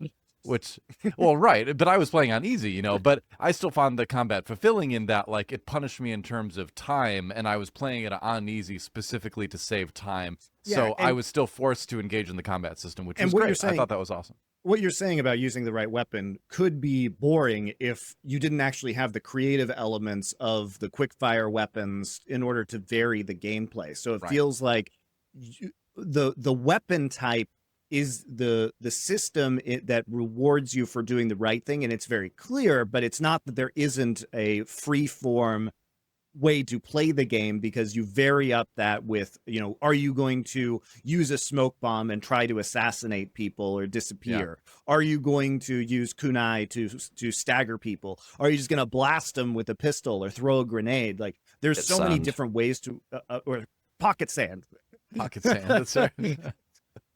Which I got very angry the first time that somebody used that. I was like, did that guy just fucking pocket sand me? I found that the elements of the weapons were really interesting because they were side quests, and that you could see them on the map, and you could know kind of instantly when the quest description is like, there's this old weapon master in the mountains. You're like, oh, cool, a new weapon over there. Like, I should probably go there right away. It was fun. I enjoyed that. I found, though, with the deeper I got into the game, like, the more of the Yotei 6 I killed, maybe this is just my feeling, maybe it was some game fatigue, but I felt that it was more interesting in the early to mid parts of the game to switch weapons, but by the end, when there was let's say a mob of, like, 6 enemies that have different weapon types, I found it a little bit exhausting, where I'd be like, okay, I got to spear this guy. Hold on, I'm going to switch back to katana for a second. I love that. I broke this guy's shield. I loved that. But, like, now I need to switch away. Like, I'm This using is what this we weapon have where I'm like, bombs wah, broke shield. It made me the feel shield so is cool, broken. though. It made me feel so cool, and I'm like, all right, like, spear this guy, then swap out to this thing Also, like that. I found the that animations I felt look so awesome in the amazing combat in this game. switching between Yeah, weapons. It yeah. looks fucking incredible. I love that part of it. I'm not saying that there's anything wrong with the system, but it became overwhelming, but just kind of annoying to me towards the end of the game to constantly switch. And I found, like, in the early game, when there were less enemies or less enemy types, I felt like I could go into a brawl with 2 people or 3 people, and even if it wasn't the right weapon type, I could kind of finesse my way through it, and, like, it wouldn't be as efficient. But if I wanted to, I felt like I needed to switch to spear, for example. I'm like, okay, this is the right moment. But later on, especially when they started adding a ton of shield enemies, when you had I forget the name of the weapon where you break the shields. Thank you. I was like, okay, this is just overwhelming, and I found myself just constantly crafting fire bombs and just being like, all right, well, this is like, this is too annoying. I'm just gonna shoot the fire and move on with my I feel life. bad, but that was my #1 way to take out packs of dogs that were coming at me, because Oh, they're all no. grouping up. I'm just gonna, and I always felt bad firebombing the From dogs. this day, no, I'm like, don't well, firebomb, they dog make it easy. firebomber. That's right. I'm a Fire Emblem They brought it on guy. themselves, you know. You guys know this about me. I love Fire Emblem. The weapons triangle in that game could not be more obvious, right? Like, it's so okay. If that You guy can't just do another pull weapons out the polygon. sword, The triangle's perfect. We can't have a pentagon. but in this game, it felt like it was so hard forced at times to where it was cool, but it was also kind of like, okay, we're doing this again. Where, like, The only one, when it was a pack of enemies, where say you have 3 enemies of one weapon type, and you're like, okay, so 3 guys with katanas. You're like, all right, I need to match the katana. I'm gonna switch to katana. That felt satisfying. But when, like, I pushed one guy away, but another guy was attacking, I'm like literally swinging my katana, and then I have to, like, swat. It took me out of realism as well, to where I'm like, well, it's not realistic that, like, she could actually then push this guy back with the katana and then pull his spear. I don't know. Why do you want A realism? It's bizarre. a fucking samurai fantasy. It's a game, video but, like, game at the end of the day. I thought the combat was realistic enough. I thought it was realistic enough, and I thought it was awesome enough to where when we started swapping through 4 different weapons to fight 5 people, that was a bit much for me. So I think the reason I liked it, one last real quick point on that is that when you got the perk where it slowed down time when you were holding down the weapon swap thing, I like that it made it feel like almost a turn-based RPG at that point, because you could, like, slow down time and, like, look at your surroundings and be like, okay, this guy, then this guy, and this guy, and you could, like, plan out your fight and then let time go back to main speed and execute it, and it felt really cool. So I liked it. It felt very RPG at times, which I dug. Yeah, where I think, weirdly, considering the games are called Ghost of Tsushima and Ghost of Yōtei, where these games fall down is that I find personally the stealth to be much less satisfying than the actual combat. Because especially as you get upgrades in this game, the fact that you can Kusarigama or chain assassinate can make a lot of these areas pretty rote and boring. Yeah, I hated it when I got the range assassinations, actually. I loved being sneaky, and then I was like, oh, I don't want to do it from over here. I want to try to sneak up to them. Come on, let me I had a sneak. very different experience playing on lethal, because I had to do that in some areas where I'm like, if I aggro like 12 people, I'm just fucking dead. And I'm going to have to reset this whole different area. And if you fail an area, basically, if you haven't cleared a whole group of enemies, they all respawn. So you have to clear the group. Sometimes it's split up into different ones. But yeah, I had to constantly pick off people before I went to it. I liked... The biggest thing about the system, including the stealth and the ghost weapons and the combat, I think that this game did a very good job of making you feel like you did have to use everything in a lot of situations. So there were some duels I did later into the game, or some combats, where I used every bit of ammo that I had from max down to 0. That's because I'm not a perfect player. I can't perfect parry everything. I got my ass beat. The final boss, I had to do 70 times. It was really bad. I had to restart, try and get some sake, realize I couldn't get it, and then it was a whole thing. It was a lot of ass whooping. And yeah, watch Jubei die over and over again. I had to listen to the same 3 goddamn voice lines while I was getting just impaled on this damn katana a million times. Who sat there? If Rich was watching that stream, I'm so sorry, Rich. So this is the thing. My mind. I agree. I actually kind of agree with Wolf to a certain extent. And again, having, being a fellow lethal enjoyer myself, watching Nymaera play, there one thing I liked and didn't like at the same time was, as Nymaera says, you would approach a camp, for example, and Nymaera would die a lot at the start, but then he would work out okay, there's a spear here, there's a firebomb thing here or whatever. I have to use this on this person. And he would basically almost by process of elimination be okay, I have to do these things in this particular order, which in one way I thought was really cool. Yeah. But in another way, I kind of agree with Wolf, where it's especially on lethal, I would guess that if you don't do that exact sequence, it did feel like there wasn't really a path to win if Nymaera didn't make completely optimal usage of these things. Well, if you don't jump over the pit in Mario, you lose too. You have to. There's a point where it's too punishing. But I do feel that if we're talking about this holistically, you can say that the lethal mode, the difficulty does serve the tone of the game, which is that what is Samurai Cinema? What is the game going for tonally? What is Samurai Cinema? Well, Samurai Cinema is about how standing on the edge of life and death, right? It's about skill expression. It's about somebody being so much better at combat that they can take on hordes of people and perfectly handle the situation. You are playing a legend. You're not playing a regular it's about person. Situational you are awareness. Playing a legend. Yeah, look at Doe and I just talked about Lone Wolf and Cub. Look at that guy. He's taking on 50 people at the same time, but he does it because he's so skilled. So you want that fantasy, and the lethal difficulty, I think, delivers that for you because you have to be that good. And it makes the feeling must be rewarding, right, Nymaera? Hugely so. And I think I would say if you have time and the patience and the will to improve at it, these games are improved by playing on the highest difficulty. I played Tsushima on lethal, I played Yotei on lethal, and to me, part of struggling with the game adds to connecting with the struggle of the character. I think particularly in both games, I think it was that, you have to persevere not in the same way, that Atsu does, but you have to go through the motions of actually, you get beat down, you try again. Dark Souls has taught that to many, a whole generation of gamers, prepare to die again. It does roll into this. And the best thing about the gameplay of lethal is that it doesn't make the enemies bullet sponges. They are not infinite HP. It's not I do the same thing as on normal or easy difficulty, but I do it 10 times more to then finally get the kill. It's that the parry timings are really, really lethal. You die in about 2 hits. You need to go and upgrade your armor and go get hot springs or whatever to go max up your HP. You need to think about the way that you play the game, or you die in 2 hits. Particularly, on the last fight, I was dying in single combos. When I played against Takezo, the Unrivaled, one of the side bosses, I got my ass beat the first couple of times. I got very lucky with that duel, so I didn't have to go through the loop of everything. But yeah, it is a very rewarding feeling.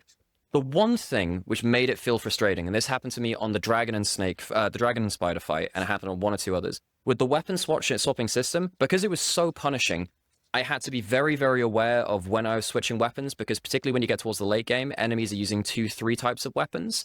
And they'll do it very, very quickly with unblockable attacks, and you just have to immediately switch so you can get the better parry and do stuff like that. The thing which I ran into is effectively, if you were in an animation and you tried to switch weapons, the menu for the weapon would not come up. So that meant that if you went like R2 plus one of the 4 things, you would just get stuck in the animation for the regular button, not R2 to switch weapons. So in the Spider Dragon fight, for instance, I'd just jump in place as I tried to switch to the katana instead of switching to it. So if you could queue up a weapon swap, that would make the system a lot more smooth, I think. Yeah, I do think even though on that on easy too, sometimes I would like try to swap weapons and it just wouldn't happen. And so I think there is some weird kind of clunky thing with that, because even on that I was having trouble where I thought I was about to do it and I hit the buttons and it just didn't happen. So I think that this is one of the few games though that I think the difficulty level at the max actually serves the tone of the game, which Yes. Frankly, like Sure. makes it a very good game, because you are thinking about holistically all of the aspects of the game and what your goals are, and that it reinforces the actual world and the concept in a way that isn't just make game harder. It's that it feels more like the source material, and it adds to the resonance of the game to have it at a higher difficulty. So big shout out there. I found that playing on normal, like I considered playing on a harder difficulty, but I was like, I don't know if I'm going to get through the game fast enough.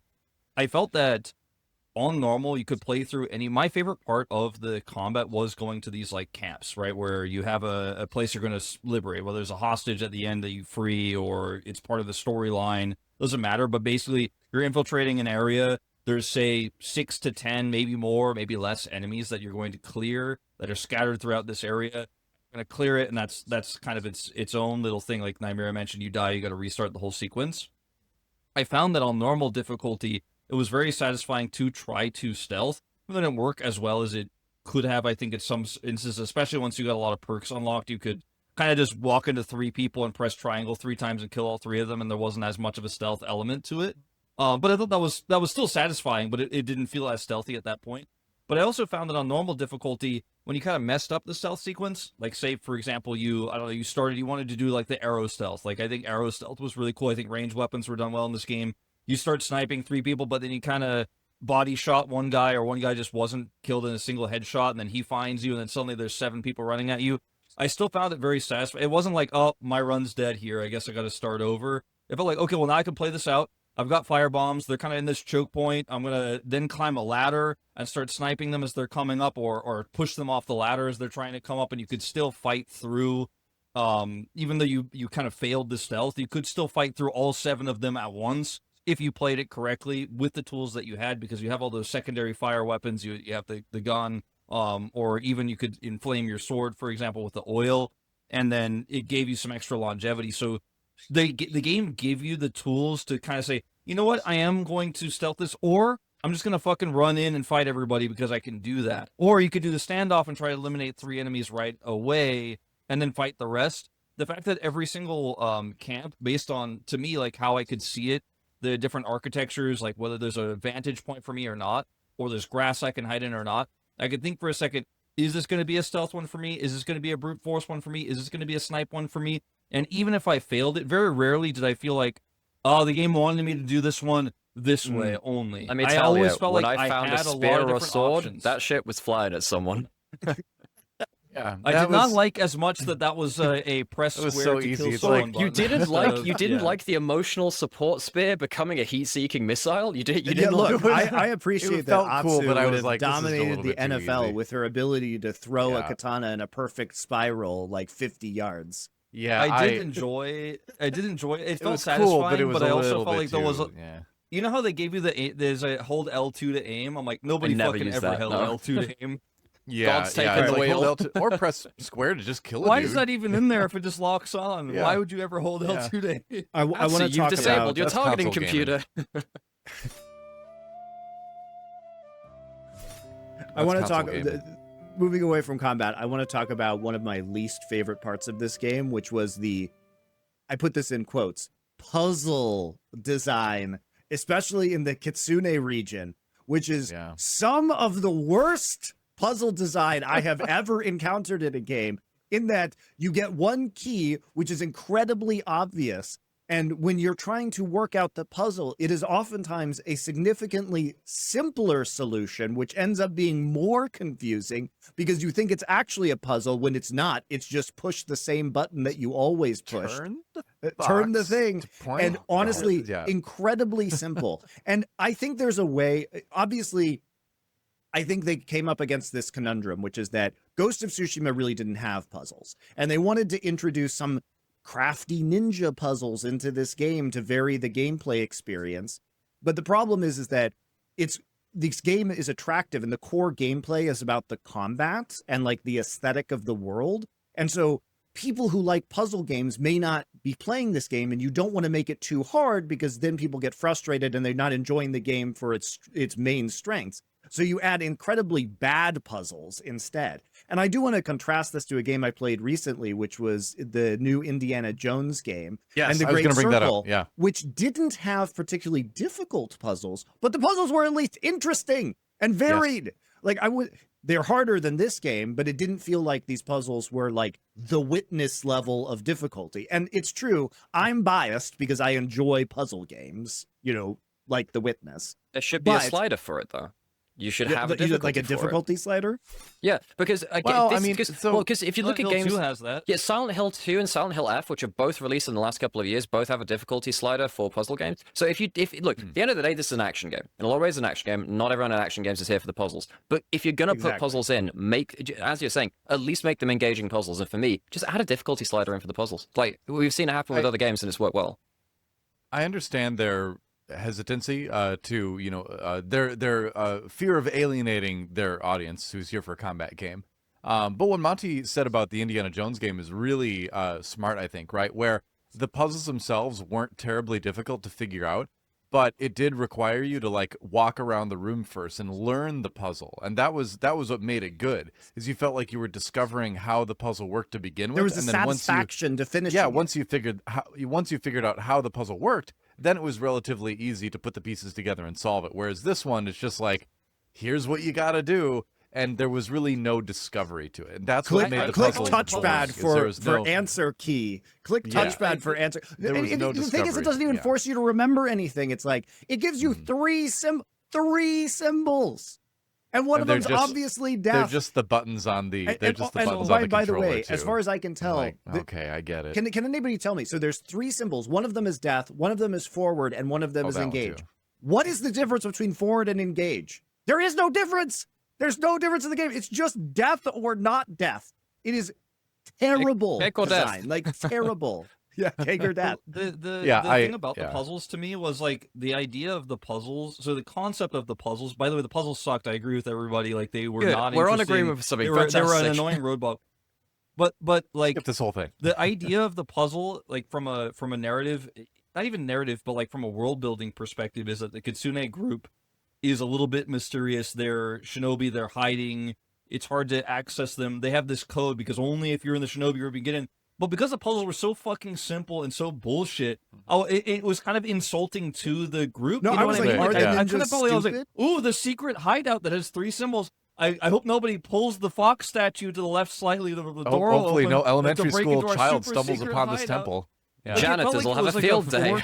It was like a fort that you would build like when you're like 8 years old with your younger 5-year-old brother, and like you're like, the password is bananas, and if you don't even know the password. Look, Wolf, it was like I have a Disneyland 5-year-old, level and I am puzzle, confident he could solve these puzzles because I've played through Zelda games with him where he watches. He can figure out Zelda puzzles. He could 100% figure out these stupid puzzles in this game. I have a theory on the puzzles, which is like, okay, for anyone who's like old enough or remembers, playing Tomb Raider 3, for example, like the background to that game being created was that Tomb Raider 2 had what were regarded as like challenging puzzles, not like impossible, but like very difficult puzzles. Then the devs, because they were so petty and were like getting like negative feedback from how difficult the puzzles were for like the average player, they were like, fuck you, we're gonna make Tomb Raider 3 like one of the hardest games ever. Like some of the puzzles are just not gonna make sense. It's gonna be so damn difficult, you're not gonna be able to solve them without buying our paperback guide, because again, our Prima back then, guide. Exactly, you couldn't just go on the internet to like look up the walkthrough or whatever. So they would sell it for like £15, by the way. Want to buy the gameplay guide with that? I remember those days. Exactly. Yeah. But my theory is like for these kind of action adventure third person kind of games, after that, like Tomb Raider 3 was like a cornerstone moment where they're like, okay, we're just gonna dumb all these puzzle games down for like the new Tomb Raider games, for Drake Uncharted games. Like, unless you're playing something like The Witness or like The Room games or whatever, or it's like Monty said, like Indiana Jones is the outlier for me because that's the only one where it's like a modern day sort of, I guess, quasi action adventure. I know it is an action adventure. You expect harder puzzles in an Indiana Jones like, game, though. It comes with the territory, right? Sure. If you're familiar with the character in the movies, you're not surprised when But there's they're not like complicated ultra hard or archaeological frustrating. puzzles. They're like appropriately interesting. But I think I think that Tomb Raider 3 thing unironically did set people back decades, and they were genuinely scared to like make harder puzzles again because they got so much flack for that. But here's the thing. Again, like we just talked about how the difficulty informs the tone of the game. Nothing about these puzzles helps the overall game, right? Like if you just deleted the puzzles, is my experience of Ninja Land worse? No. Right? Much rather them have the story was good. A scene where you, I mean, there was a scene where you hide out and you watch the shinobi, whatever. Rather more of that sort of like hide out and see, like if you hide out and see like one of the, like for example, let's make it so you don't interact with the statues that you can rotate, right? But then you wait and you kill somebody or you hide somebody or you even hold somebody at knife point and then you force him to rotate the statue. Then you realize the statue can even be rotated. Then you go in. That's cool, right? Because then you still have the element of like this is it's a also much more cinematic, which is more in keeping with the tone of the game. Instead, it's like I have this weird map. Like I found the code, which is like 3 pictures that go like left, right. Well, it's also left, like you're saying, Wolf. That's a really good point. Is that the puzzles themselves break the cinematic tone of the game because it doesn't feel cinematic. It at every other point in this game, I'm like, it feels like you're playing a samurai movie. And at this point in time, it's like, I feel like I'm playing a bad game now, like just a game. And it really diminishes. And there were other points. There were other points in the game too, where I actually thought that they really sold Atsu's problem-solving abilities like that too. For instance, there are some points where Atsu is chasing tracks across the game, and you can very much tell that Atsu has lived life as a soldier. She fought at Sekigahara. She was part of the peasant infantry, and she very clearly goes, "Oh no, these are heavy tracks, and there are multiple tracks, which means they must have gone this way." And there are multiple points where you run into travelers on the road, and she helps them travel, and she is very clearly very knowledgeable about this stuff. It would not be immersion breaking at all to have her figure this out through dialogue. You as a player don't need to have shitty puzzles to solve yourself. Just let Atsu be the character who clearly knows how to handle herself. But this is like one thing though where I think the puzzles I would almost put under the banner for this game specifically of like the gimmicky stuff, which I think is like its own thing. But I don't know. I was really turned off by like some of the other gimmicky stuff. But for me, the puzzles were so simplistic and trivial that they were the same as, you know, having to set the bloody fire every single time. Oh, let's talk about that. So I just because we actually did that beyond the tutorial. Everyone... Did anyone actually do it willingly beyond the tutorial? Hold up. No. So, hold X. We talked about the puzzle design being bad. Another controversial aspect of the game is the DualSense mini games, and these include things such as painting, cooking, fire building, shamisen playing, and the gambling game Zeni Hajiki. So, what did you think about the DualSense games? I hate all of them, by the way. Awful, except for the Zeni Hajiki was not, I wouldn't say was really a DualSense kind of thing because it didn't use that like awful touchscreen they have on the controller, but like that was more of like a fun, engaging one. But the all the other stuff, the drawing, the shamisen, all I did was like move it up and down really fast and giggle to myself, and then like, oh, I have to actually find the spot now. Were you jerking the guitar, Noah? I mean, you can't help it when you figure out you can do it quickly. It's just funny. Come on. I think you can like That's 3 guitars in my room. I don't want to think about that.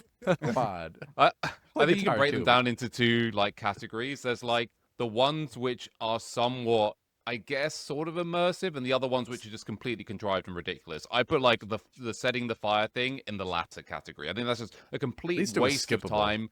Jeez. Yeah, I don't know why it was even there in the first place. Just ridiculous. I guess the ones where you feel like you're almost in a sort of Rocky montage, like she's getting better at stuff, like chopping the bamboo or whatever. I'm like kind of okay-ish with that because it's like you're partaking in like her improvement arc. Okay, I guess. So still a waste, that but... I just want to call out that one moment because like the bamboo strikes I think are really fun and they're part of the original game. But one of my favorite individual moments in this game was when you first do the dual katana bamboo strike and you're using your left hand. Because if you played Ghost of Tsushima, the buttons you use for that, first off, you're using entirely your left hand for those buttons because on the left side of the controller. And none of those buttons are used in Ghost of Tsushima for any of the bamboo strikes in that whole game. So I had just played that one. And so coming in, I was like, what the hell is this? And the gameplay mirrors Atsu's experience in that she's using her offhand. She's never done this before. You as a player have never done this before, even if you played the previous iteration of this game. And honestly, that first combination of buttons is so insanely difficult, like nobody's going to hit that. And so they make the combination easier after she does day after day after day of training. And so for me, those moments are fucking cool. Like I love that. When I first had that in this game, having just played Tsushima and then getting to the like dual katana thing, I was like, this is actually brilliant design. This is so fun. That was a fun little dexterity challenge, but like everything else I skipped. All like right, I didn't I've do got very many another of the hot painting take for you things 'cause I guys. was like, ugh. I love the DualSense games. I love them. You were asking who actually does the fire building? Me. Why? Do you just like wasting time? Monty, is fire building your guilty pleasure of Yotei? No. So let me explain. They didn't even do it in the best way.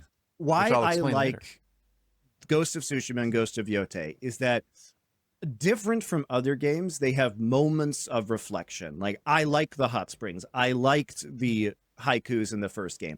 I like the painting. I like the cooking. I like the fire building because it changes the pace of the game so dramatically. And I find it very calming and satisfying to complete these tasks. And it feels really natural in the way that if you were in this scenario, there might be an ongoing conversation. The idea of having the camp where you can invite people and you're cooking and the talking is still going, I think breaks up the action super nicely and makes a very reflective tone. And so I did it every time. I love it. That's great. like 3 times. You could skip it. Why don't they just have a enjoyed cutscene for all of that stuff? Why do you actually have to partake in it? Like, yeah, I agree with like the hot springs thing especially.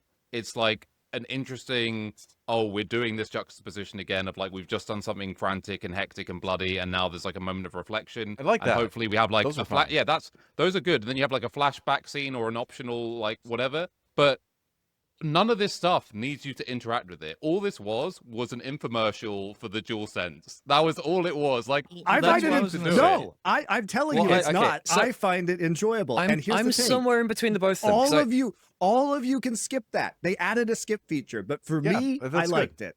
Yeah, so they didn't even do the fire starting. Hold on 1 second with the fire starting thing. They didn't even do the fire starting thing in the best way, right? Because unless I'm wrong, the DualSense controller has a microphone on it, right? Yes. Doesn't it? So why in the world would they not have you blow on the controller to do the airflow thing? Nintendo would have done that. I can tell you many reasons why. As someone who used to play the microphone DS games back in the day, it's probably not good to like constantly be basically spitting into your. I remember playing The World Ends With You. Satisfying, though. There was a DS game called The World Ends With You, which had a damaging ability where you had to like yell, but that meant if you ever played the game in public, very, very funny to be like, ah! Fantastic game, by the way. See, that's more fun. What you had a different opinion, Nymaera? Yeah, I did, because I'm somewhere in between the two of them. Because going back to one of the topics we've talked about in terms of like the cultural inspiration stuff like that, there's a very common theme within samurai genre, which is the samurai rests, and that is a very key part. And I love that moment of reflection that you do get throughout the game. But the thing which I liked more about Tsushima than Yotei in regards to that is that often when they gave you that moment of reflection in Yotei, as Rich was saying, it didn't give you the choice in the same way. Whereas with Tsushima, when I was like doing the haiku or whatever, I had to choose more often how I thought about a situation or something like that. I think that the systems are in place there in Yotei to have that same kind of thing with like the drawing and the campfire and stuff like that. And I just didn't feel like I was not forced, but I wasn't asked to interact with it that much in terms of making a decision, actually giving me ways to be intrigued about it. For instance, when you go down and sit down to the campfire, I would have liked more conversation options with people. It felt like it's like, oh, bloody hell, the corpse robber's here to sell me some stuff. Okay, I've got nothing left to say to you. Oh, what am I going to do with this? I would have liked more options for people to come sit down. Like having the Ainu trader turn up once at my campfire, that's pretty cool. But I felt like some of those moments where you did sit down, you did rest, I just felt like there weren't quite enough options there. And I wasn't asked to have a choice there. My take on the mini games is that they're completely optional. So if you don't like that kind of thing, you could just skip it. It's in the settings. You can also just press X to skip the fire, for example, which I didn't know at first, and I did enjoy building You the could fire. do that. Like, I actually like that one. Oh, yeah, you you can can just skip press it. X. You can just hold hold X to X skip it. And the cooking, skip too. the fire You just building, skip yeah. it. The Yeah, I cooking, skip all the cooking was, I stuff all think, the time. best. Out. The Oh my cooking and the gosh, fire. This guy, he's playing a lethal. Yeah, this guy's playing on lethal, by the way. The cooking and the fire, I felt like was the best implementation. Like the fire felt satisfying. I think the controller was used really well. This is a Sony, SIE game, like, so it's not a surprise that they used the DualSense to its fullest potential. Like, this is a PS5 exclusive game, at least for now. And so like they made those elements of it great, especially the fire and the cooking. Like the flipping the food with your controller was really awesome. It was eventually annoying because you're doing an open world game and you got a lot of stuff to do, and you actually don't have time to do that every time you want to sit down and recover your spirit. But I did enjoy that it was there, and if you enjoy that type of thing, you can do it. The art thing as well, where you do the painting, was so simple to where you basically couldn't fail it. Yep. Like a 3-year-old could That do was it, right? Easily my least But- favorite part. Yeah. Just But it give was me a also choice very- of what you're drawing, and I would have been more okay with it. But it's satisfying. But like the idea is that the game has chosen these somewhat cinematic locations for you to draw, and for me, what I enjoyed about it was the fact that it made you stop for a second. Well, if you were interested in doing it, and since I was going to platinum the game and get all the trophies, I was like, well, I'm going to have to find all these, right? But it also did kind of force me to stop and like stop everything I'm doing. I'm going for this quest. I'm looking for this thing. I'm trying to get to the shrine and be like, oh, there's this thing here, and just appreciate the game for what it is visually. And so I really enjoyed that element more than like taking the touchpad and going. Yep.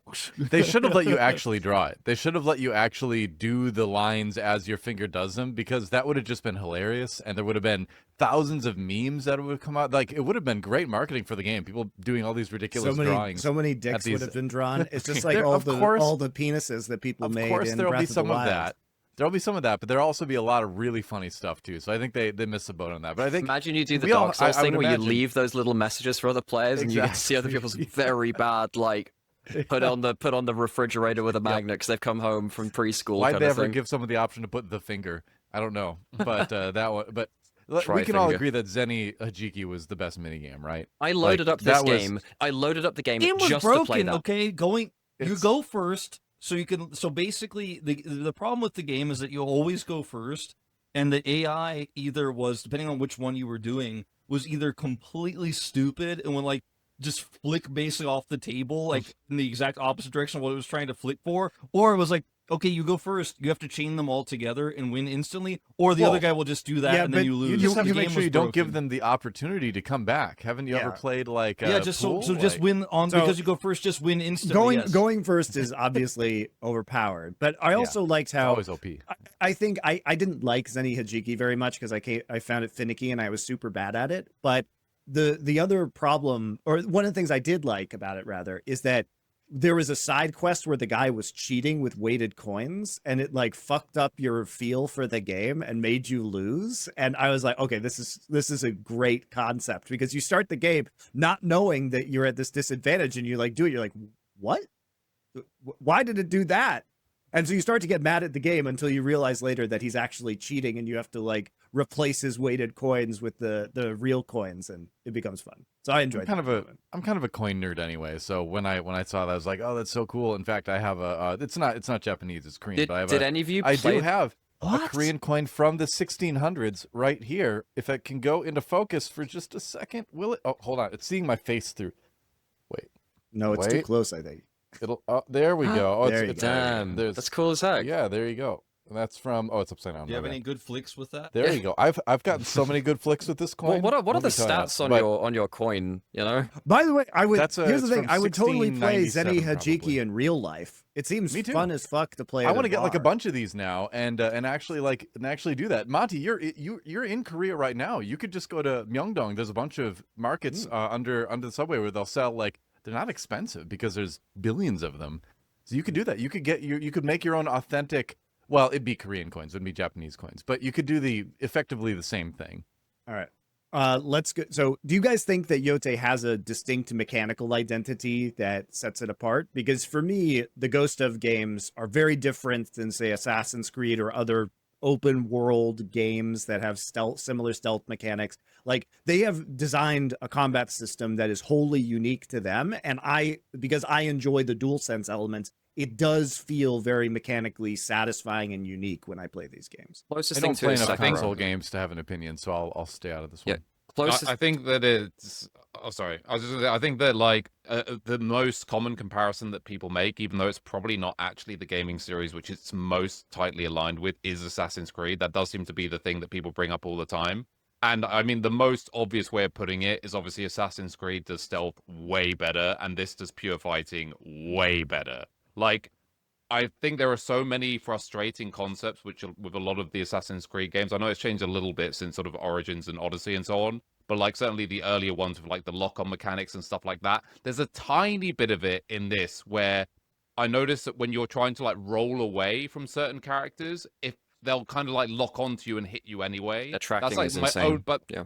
But that's almost like my only qualm. The only other qualm I have, and I've not really heard people talk about this too much. I actually mentioned it to Nymaera on like the first time he streamed it. Is like in certain spots the FOV is a bit too zoomed in, and like particularly I remember the bar fight, for example. Like if you just go to the wrong bit of the room, it's impossible. in the like, you wall, can't see what the hell legitimately. is going on. Yeah. Yeah, like you were just like clipped it. It's just awful. But for the most part, I don't consider that to be a problem. That's more of like just something that could be better. But I think in terms of like the pure fighting mechanics, I'm someone who actually doesn't really like Dark Souls games that much because I feel like they deliberately make your character, this is a simplification, but they deliberately make your character somewhat cumbersome to use so that the pacing of the difficulty is there and you're overcoming the mechanics in that game, which I really don't like. You're fighting against the game itself, whereas in this they try and make it actively satisfying to fight,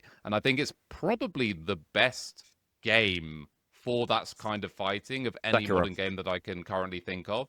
But yeah, the stealth stuff is like, it's slightly contrived. It's, you know, not as good, obviously, as something like Assassin's Creed. But I think the pure mechanics in this and the variety of mechanics in this, with the throwables, with the standoffs, with the stealth options, which you don't necessarily have to do, and with the weapon and enemy variety combos, is like really top tier. Like I would give it very high marks in the pure sort of fighting mechanics spot for sure. Yeah, I think, so for instance, since one of the things they improved a lot from Tsushima to Yotei was the stealth side of it. So for instance, in Tsushima, there were a lot of missing animations for assassinations, which were really, really annoying. Like, you couldn't assassinate someone that was a step above you, effectively. Like, if they're on a little ledge and you were literally stood behind them, you still couldn't assassinate them.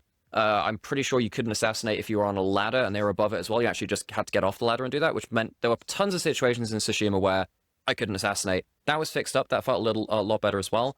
Clearly, Assassin's Creed has multiple animations for every kind of assassination you do. It feels like there's a lot of variety. The stealth stuff was really, really cool. I think the parkour animations were probably better for that too. And of course, Assassin's Creed Shadows launched this year and is a direct comparison to Tsushima, to Yotei as well. And obviously that's going to be in a lot of people's minds as well. But yeah, I completely agree. The straight up combat is very, very satisfying in Yotei. The closest thing I can think of is Sekiro, because it does have very fluid Souls-like mechanics as opposed to the more cumbersome kind of Western greatsword style of fighting and stuff like that. You know, men in huge armor suits and whatever. And it also has the posture gauge as well, where you're doing perfect parries to break the posture and then actually doing damage. But the fact that it's blended both of these things in a way with the weapon system and the ghost weapons to give you plenty of options, and I felt like I was challenged to use every single option. Yes, this does have a distinct identity within gameplay, and I really enjoyed engaging with it. So much freedom. That's the thing I enjoyed about it. There's so much freedom, as I mentioned earlier, to approach any fight, any camp, or to avoid fighting altogether in the open world. Like, you often had that opportunity where you'd be seen on your horse going somewhere, and you could choose to engage with the people or help somebody who's in, under attack from some of Saito's men, and you would be rewarded if you did. But if you were like, I'm kind of doing something else right now, you just go past it. You don't have to interact with it. I felt like within the combat, but also the open world, which we'll talk about a little bit later, there's so many different ways you could approach every situation. And even before you've unlocked the weapons, how you can tactically approach a fight that feels so different from Dark Souls to me, which I love Dark Souls personally. I think it's a different type of game, a different type of progression that Rich is talking about. But in this game, you're not starting out as somebody who's just woken up in a dungeon, for example, doesn't really know who you are. You're not a tarnished person or anything. You're actually a trained, battle-honed woman who's straight up just like from level 1, so to speak, supposed to be incredibly good at combat. And it feels that way as well. Oh, the game was incredibly satisfying. I had a friend tell me before I played the game, his biggest issue was Tsushima, which is why he quit playing the game after like 5 hours, where he didn't like the camera and the combat. Camera was really bad in Tsushima, yeah. But there were moments in this game, too, where I felt like I couldn't see everything I was trying to see. I didn't have the best vantage point. But I kind of just, maybe it was a headcanon for me, I don't know how else to describe it, but I kind of liked that element of it and the chaos, because if you're fighting 4 people at once, you know, you only have one vantage point anyways. Like, you wouldn't be able to see enemies behind you, which in a video game, obviously in third person, you can. But the fact that the camera was somewhat convoluted kind of added to the chaos of the fights to me. I really liked the combat. I would have done a little bit less with the weapon triangle swapping. That was the one element of it that, like, eventually became a little dull to me by the end, but I enjoyed some elements of that. But I just thought the freedom of it and how many different types of weapons you had, how many different types of approaches was something I've never really felt in a game like this. So to chain that into open world, I think one of the things that Yotei does very effectively is that I am a notorious open world hater, because I oftentimes feel that it is lifeless, or that it doesn't feel real. There's not enough variety. There's not enough to engage with. I definitely felt that way about Tsushima. While Tsushima was beautiful, there were too many of the same types of open world encounters, whether it was fox dens or haikus or hot springs. There wasn't enough variety. And there wasn't enough surprising that happened, like surprising things that happened. You wouldn't run into random story events, right, that were taking place before you and have these mini little plots that would occur, or you'd meet somebody who would then lead into another experience. And I feel like that is definitely not true of Yotei. And for me, one of the biggest improvements is that it constantly felt like the world was alive. It constantly felt like, as you went from region to region, there were distinct visual differences, but also differences in the types of missions and the types of encounters that you would have. It was so much more varied. And to me, that is, I think, the biggest strength of Yotei as a whole, is that an open world hater like me became really engrossed in the open world. And the fact that the guiding wind exists, so you have no UI. They took away the distance markers that they had in Tsushima. It no longer says meters. All you have are the golden birds, which are leading you to an undiscovered location. You have the guiding wind, which is pushing you. And all of these factors make exploration really rewarding and magical. I'm usually the type of person, too, that likes to... I like to just kind of like steamroll through things a little bit, but this game was the first one in a long time that really made me want to go off and explore every corner and like do all the different side things. And part of it was because a lot of the writing for the side things, which was really good, which I'm sure we'll get into. But also, it was just kind of funny at times when you'd be going through like an important quest and that like bird would show up and you'd be like, sorry, one second. Then. And you just like abandon whoever you were trying to protect and follow the golden bird and all that, because you had to. You're like, this bird might not show up again. I got to follow the bird, right? And so it was just kind of funny too, you know, but I loved all the little, everything you were going to do felt useful. I think that's a big part of it that this game really nailed that a lot of other games don't, is that a lot of other games have you go and do stuff just to go and do stuff, where this is like, my life bar is getting bigger. I'm getting a new weapon. I'm learning a new skill. You know, everything, things for the most part felt useful and felt like something that like you should be doing because it makes your character better, you know? The things I didn't do, all of were like the dye houses. I was like, I don't really care about the dyes. And then like the you know, paintings and things, I'm like, well, this doesn't really give me anything, you know, super meaningful, so I'm just gonna kind of skip this. But nearly everything in the game made my character better and was cool to go and see or explore, and so it felt worth it, you know? And I can't remember the last game I played where all the open world stuff, or the majority of it, felt like worth it for me to go and do, you know? I played a lot of open world games, and I have enjoyed a lot of them. Sometimes I felt overwhelmed by them, and I feel like this one hit a really good balance.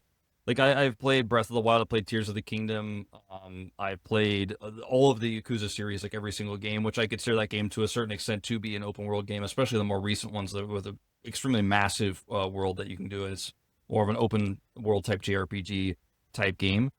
The map system in this game was what saved some of the issues. I thought in my first like 10 hours, I was like, oh man, like there's too much. Like the bird was starting to annoy me because I was like, I'm going over here to do this thing, and now I'm doing this, and I kind of forgot what I was doing, and like I've like lost track. But the map system was really good because beyond the wind, which was super helpful, guiding you to where you're trying to go, every time you saw something or you're close enough to it, you could use your spyglass to see it. It was then marked on your map. So you never felt like when there was a bird somewhere, I often would follow the bird to where then it would appear on my map, and I'd be like, okay, I'm going to do this later now. Because it's there now, and I can go. It also just makes it more immersive because you feel like you're discovering with the spyglass, and you would in real life at that time mark it down on your map and be like, so that's what you're not fighting the UI in the open world of this game, which I really appreciate. But every time you found something that was on your map, you knew you could go back and do it later. Because I'm a completionist type gamer, I platinumed this game, right? I always felt annoyed if I had to like stop and follow the bird because I'll never see this bird again. Then I'll have to come back and find this later. It was just very easy to be like, okay, it's on the map now. That's solved. I love the cartographer, which was kind of, it felt like in a way, almost this lazy way to discover things, but you could pay money to be like, all right, there's a thing over there. And I always paid because yes, I could go discover everything on my own, but I wanted to be able to like start filling up the map as much as possible because I'm a completionist, because I want to find everything. The second anything was available, I spent a lot of my money. I was often broke because I just instantly bought everything the cartographer was selling so I could just put it in the map. I enjoyed the mechanic of finding where the cartographer's piece of the map was and locking that kind of puzzle piece into like a river or a mountain, or okay, I can see this is clearly on the coastline. I really enjoyed those aspects. Those were better puzzles than the Kitsune puzzles. And then later, Touché. And then later you get the songs, which then can guide you to nearby bamboo shrines or new techniques and stuff. So you play the song, then it leads you to it. So as a completionist, I thought the game gave me all the tools I would ever need to be able to find and complete the map. And because the map was not overwhelmingly large, like some open world games are just so big, a lot of it's empty.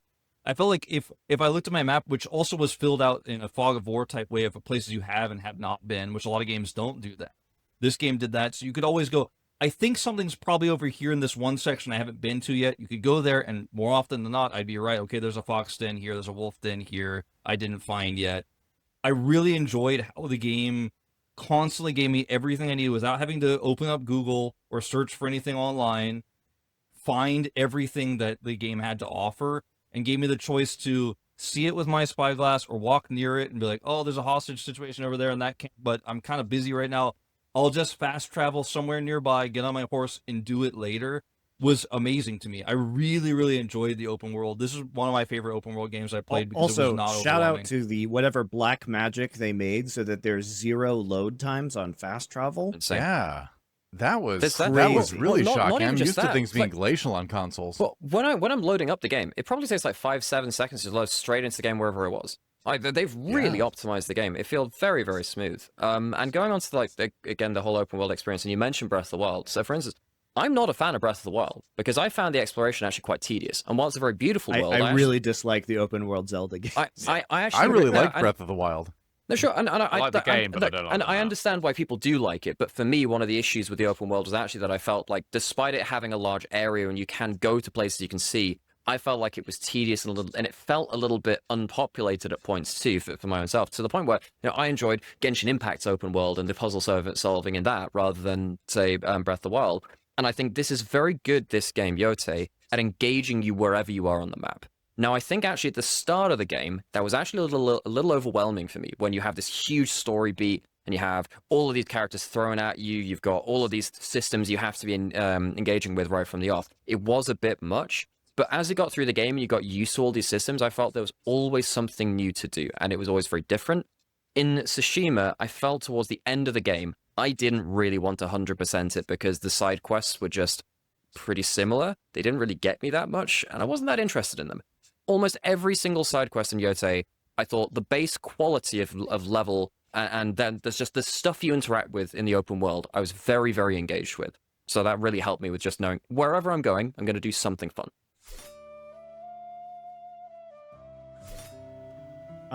Let's talk about some of the side quests now. We talked about the main narrative, but what were your guys' favorite like side quest moments or optional moments? Because there's two that really stand out to me. So I'm curious what you guys. I think we can all say what Crimson Lily. Why am I forgetting? The Spider Lily. Yeah, Spider Lily. I think the Spider Lily side quest is great. The legends in general, I think, were the best side content in the game. All the legends I found to be really fun and satisfying to play. But yeah, the Spider Lily one was really incredible. I like the Spider Lily quest because it was so different than the rest of the story in that the Spider Lily quest is just explicitly supernatural. You have the compelling story about the samurai general who accidentally kills his daughter and is now a ghost in grief of her, and you get aspects of these supernatural mazes and mysteries that you're solving within the estate. I think it's just probably the single best side quest. You can always write it off too as like, oh, she's just disoriented by the fog. It's like a real guy, but he's just kind of crazy. Like, you can totally explain it away with real world things, but it does have that very unique supernatural vibe to it, and a unique kind of horror vibe to it too, as well. So that's why all the legends were good though. The one where you're the lead ups with the guy singing as well to tell the story was also super awesome. Like, I don't know how it was because I played with the Japanese voices, and I know maybe all of you guys played with English voices, but it was incredible. Like, I really felt immersed by it, and it felt like so folklore based, and the animated ink drawings are so cool too. Yeah. And these quests felt like they were obviously the big budget quests, right? These were the quests they spent. There were a lot of side quests that were smaller, but the armor quests and these kind of special folklore kind of quests were all very cool and felt very. They were also unique. They were unique, and they were not tied to the story in any way, but helped build upon this open world and the idea of Hokkaido and like everything that's happening in this world. And some tragedies that occurred, because you're a tragic character as well, right? In this game, who had a really bad thing happen. You're on this revenge story, and you encounter these other storylines of similar types of people. And the Spider Lily quest was the best one, I think. I agree with everybody. I also really liked that quest was self-contained in that kind of estate. Yeah. So you didn't have to go fetch things or go back and forth. I was just like, so I'm worried on this one. that was going to be the case, Wolf, that I was going to have to like go out, and I was like, oh wait, it's all here. Great. It was just kind of like a dungeon almost. It was like its own little thing. It was very, very cool. I'm a huge horror game enjoyer. And this is some of the best horror game atmosphere that I've experienced, because it uses like the technology that's got, particularly a lot of the ray tracing and the technology of the PS5 to have like the fog and the light through the fog be very, very impactful. I sat through a lot of that mission just taking pictures because I was just loving the atmosphere. And yeah, I think that the pacing felt awesome. It didn't feel like it needed to rush things. It earned the few jump scares it did throw at you. And yeah, it did kind of have this own self-contained kind of logic in terms of like, this could just be all hallucinations. They did that in one of the mythic quests in Tsushima, where you pick up a bow and there has been a hallucinogen on it. And that allows you to basically go into this duel where you're fighting a Tengu in this cloud of ravens, which was so good in Tsushima as well. This is a very similar feeling where, when you get to the duel at the end and he's like, it's time for you to learn, and there's nothing more for you to teach you. That was some very cool stuff. And I loved how it did, again, it did tie back into some of Atsu's emotional points there too, where I was feeling like, because she's ended up in this last duel, posing as the daughter of this person, I feel like she ended up having like a bit of kind of a character development for herself in terms of actually, what is her relationship with her father and the lessons that she learned from him as well. There was a little bit of an emotional playback there, and it really built very, very well in this great paced, self-contained story. Any other quests that stood out? I mean, the Stormblade quest, obviously, with the tiebacks to Ghost of Tsushima, I thought was very effective. It showed that Jin was the first shinobi or the first ninja, and we had the artifact. Also, obviously, sets up a sequel of how did he get to Hokkaido and what was he doing there, if they want to make that game. But also, if they just want to leave it a mystery, it's totally fine, too. It was a really cool, I think, callback to the original. My favorite bit being chased by a bear. I liked the arrow quest, because it's like, you're doing this arrow thing, and you're like, all right, well, we'll go find this arrow or whatever, and then suddenly you're being chased by this like unkillable bear, and you're like, what in the world is going on? And it's just this, you're giggling and terrified and running. Like, it's great. Yeah, I enjoyed that one too. What was everyone's favorite bear related experience as Ghost of Yōtei? Oh man, the bears were like the toughest enemies in the game. Like as someone who So played on nasty. easy, like the bears were like, I'm like, what I'm weapon not do gonna I lie, switch to? I I don't have them. anything against. I shot them. 90. Oh, I I fought think I them You hand to fought. can hand. one-shot them in the head later, which Yeah, is very helpful. Yeah, I Yeah, think I fought But yeah, there I agree. once, Like realized it had hands and just quit. the ultra tough bear in the Ainu mythology, which gets you the longbow, is another Yeah. cool one because you get to actually hear, an Ainu style story, and then get to go experience that. And there's a maybe supernatural bear that's in your way before you get that. That's, I think, one of the strongest moments too. That's cool with all the armor ones. It's like it's maybe supernatural. It's like it's right on the edge, which I like because you can explain it all away.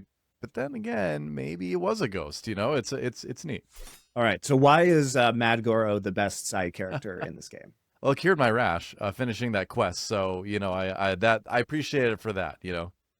When you have so little screen time to work with, you have to make every single thing that you do as a side character like this, like the dialogue and the actions you take, very impactful. He is maybe the most memorable character I could think of in this game, just because everything he said was so outlandish and so well delivered.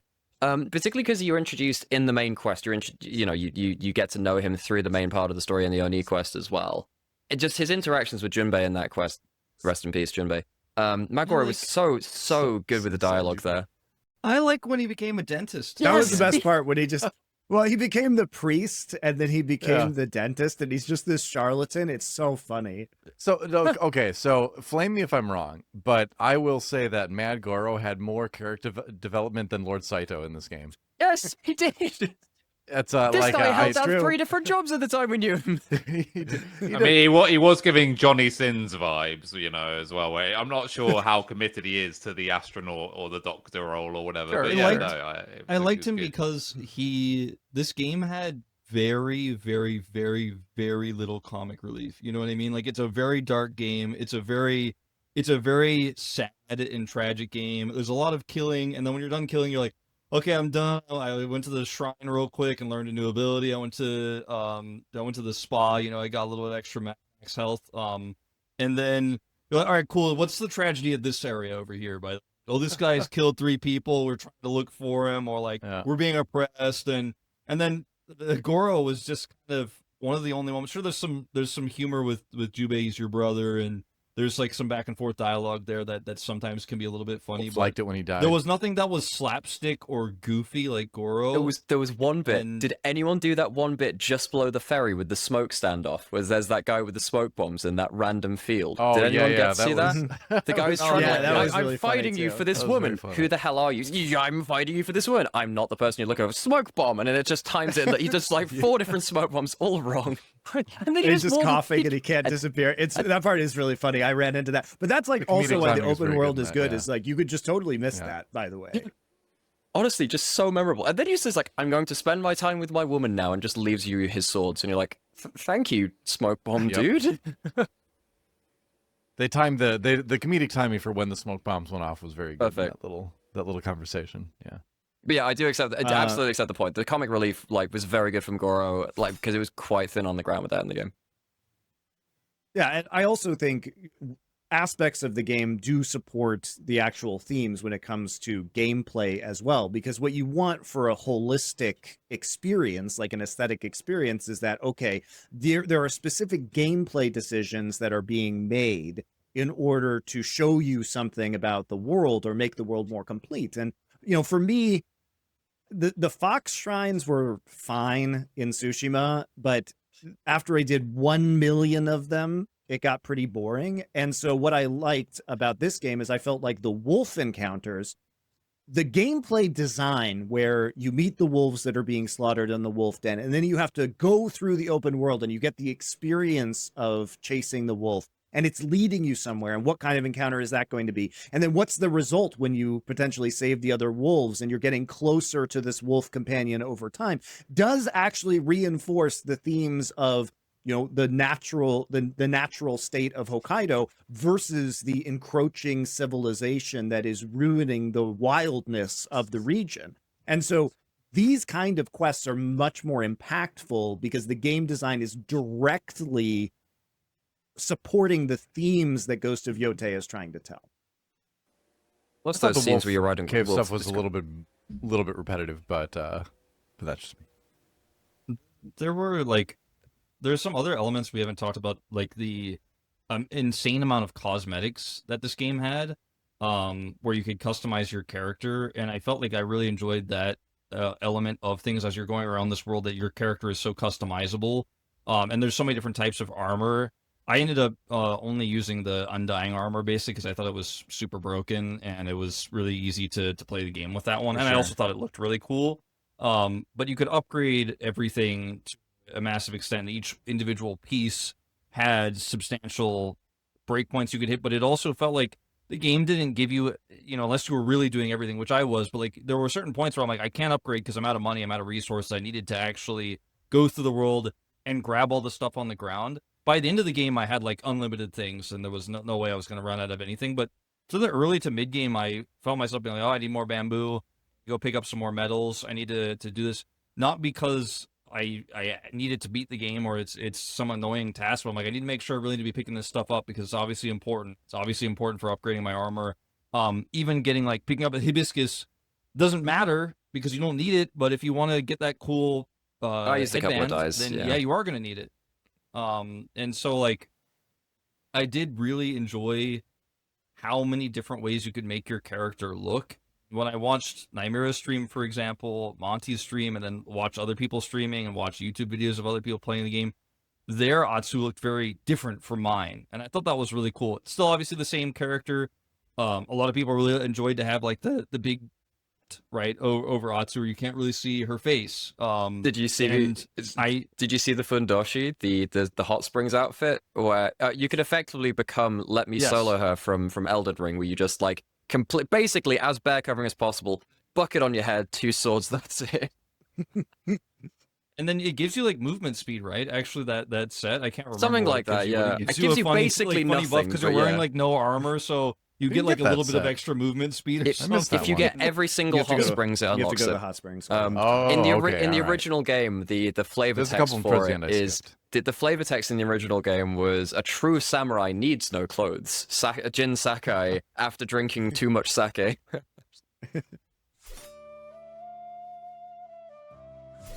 So using that, let's talk about the art direction for this game, because this is another area where it's just going to universally shine. Like it's the epitome of Japan. It's the ultra Japanese mega Japan. Everything is sakura, cherry blossoms. Everything is 10 times as beautiful as even the most beautiful parts of Japan. And that's what's great about it, is that constantly Yotei, the mountain, is in the background. It's imposing. It's larger than life. And as I can tell you from having been there and climbed it, it is quite large in real life, but it is even bigger in the game. And so it's just like the amplified Japanese aesthetic, and they absolutely crush it. Like it feels like samurai cinema because all of the wind and the blowing grass and the landscapes are just turned up like way, way overtuned in a way that's extremely satisfying and beautiful to look at. Yeah, I mean, this felt like I'm not a big console gamer or whatever, but like if I could pick a game that I would, hold up to demonstrate what like a next generation, to use the buzzword, console could do, like it's this game, right? Because just every little thing is moving and animated and it feels alive. The weather all looks great. The lighting, the fog, everything looks awesome. The stuff in the distance. I do a lot of hiking and stuff in the mountains around California, and just like I felt like the lighting of sunlight on like pine trees with a mountain behind it just looks so perfect. I looked at it, I was like, yeah, that's exactly how it looks in real life. I was like, man, this game really nailed the way that nature appears, especially from a distance. Just the right colors, the right lighting, it just was great. So it really felt like you were walking around in this world, not a game world, I felt like I know what that part of Hokkaido looks like now, even though I've never been there, right? So I thought they absolutely like slayed it with that. Because it's so they obviously, as Monty said, they like obviously tuned everything up to 11. Like the richness of the colors is obviously like really extreme. You have like some ridiculous scenarios which obviously aren't necessarily realistic, but objectively, I would say, like, make the game better. Like, when you're just wandering around and you see like the wild horses like going past you in unison is always really cool and really cinematic. Yeah. All of the weather variants I thought were excellent. I thought the snow and the usage of like moving through snow, fighting through snow, the blood splatters on snow was all really cool. Same for like the tall grass and the short grass. Like, if you swipe at the grass with your sword, it actually leaves a mark that's like animated really well. That's how we can draw bad art. We didn't need to do it with the paintings. Exactly. Yeah, there's your penis entry point right there. But yeah, and also like one of my favorite things actually was like again, like such a small thing, but I thought it's so cool.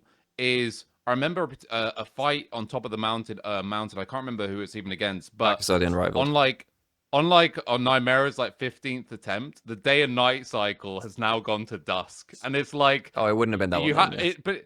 But it really gave this that happened to me like, with Takezo, the Unrivaled, on top of Yotei, which is that it literally like went full day night cycles while I was trying to. So it's cool. That's when I was fighting the spider. It's so cool. Because it actually gives you the feeling of like you're slugging away and you can't get past this thing, and yeah, now you are like it's so cinematic that it's like it's literally almost nighttime and you're still going. I thought all of these things were like, even if they didn't have them in mind, they come together really well.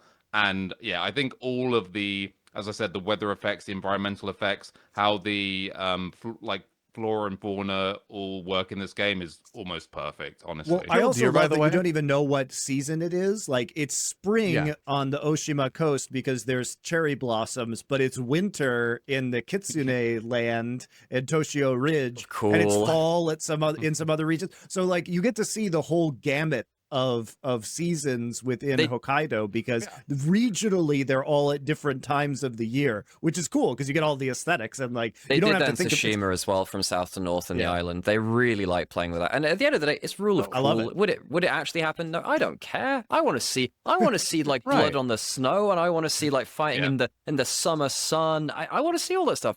It's so cool getting this whole palette of different like visual stuff throughout the game.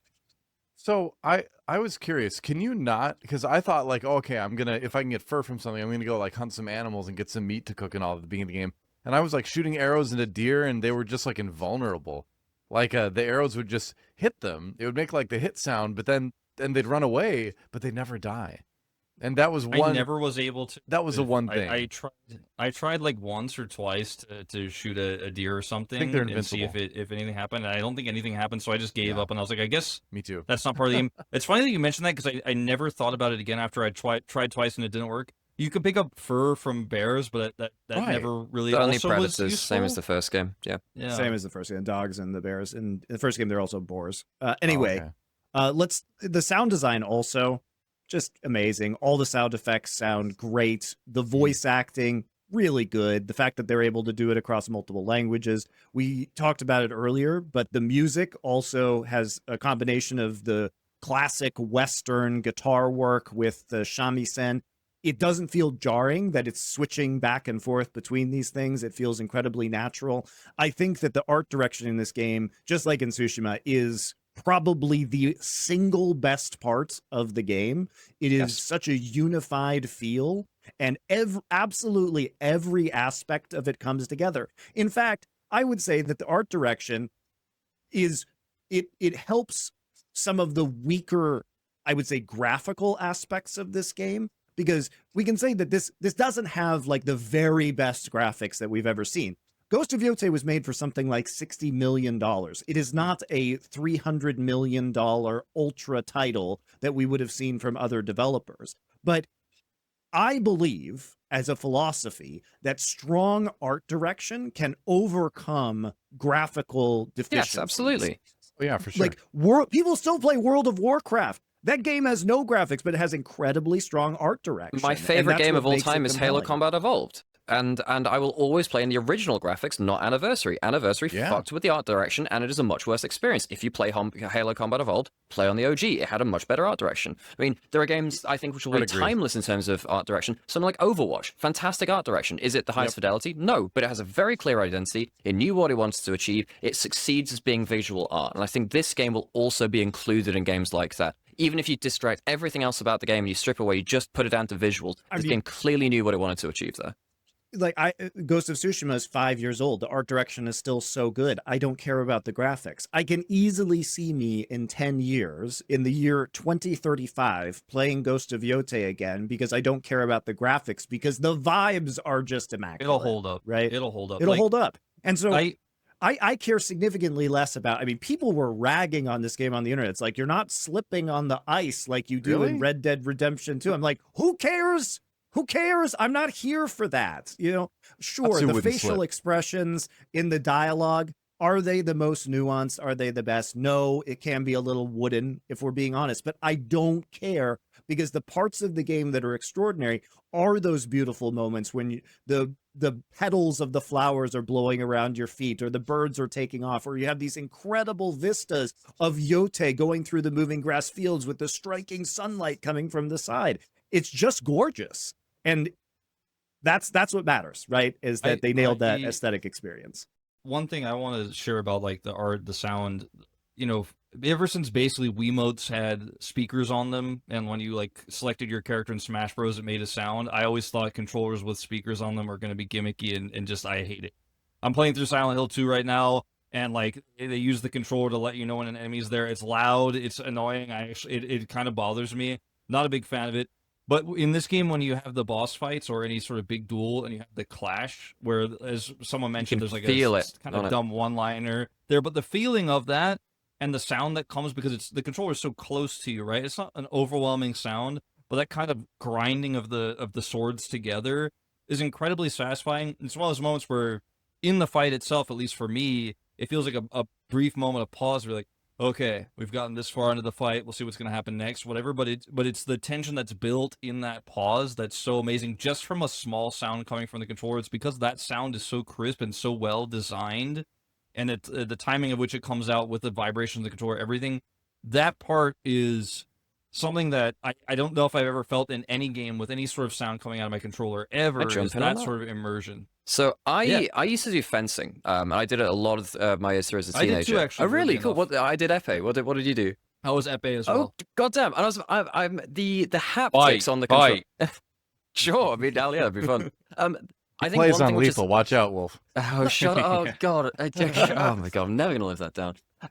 One thing which I think is left out of console versus PC war debates is haptics on controllers. The haptics on this game and the clash of that metal on metal. I cannot tell you how uncanny it is, how realistic the metal on metal feel of the haptics is. It's not just vibrating; it does genuinely feel like metal on metal. Not that I've done a lot of I haven't done fencing in a long time now, but the feel of like that clash and the sword fight, like, yeah, that is metal on metal. They have nailed that with the controller there, and it really added to it. I thought that was a very nice touch, and you don't get that without haptics. I thought it was a great addition to the game. Can I just push back ever so slightly on like the sound thing? Because I don't actually quite agree. Like, obviously, I think the soundtrack's great. Like, as Monty said, like on the art direction and everything, and the vistas and all the wide shots, all of that stuff, I think is like S tier, or sorry, I believe the kids are calling it Z+ tier these days. So whatever you want to call it. Gotta get that right. I do think. Actually, I don't know if you'd call this a weakness, or maybe like the original things that are coming into my head are just like even better. But I actually didn't think the game shone that well in like the cutscenes and some of the dialogue stuff. Maybe part of it was the translation from Japanese to English or whatever, because that's my only exposure to the sound design. But I actually did feel that the characters were, for the most part, fairly wooden. I know there's like a natural sort of stoicism around certain Japanese mannerisms, stuff like that. But even so, it like there were a couple of standout scenes, like when she realizes that it's her brother. Like I thought that was like a decent scene in terms of the cinematics and how it's voice acted. But then I remembered a game like Assassin's Creed 2, which is obviously a very old game at this point. But in particular, like the performance of there's a voice actor called Andreas Aspergis. It sounds awfully like Asperger's. I don't know if that's how you pronounce his name, but whatever.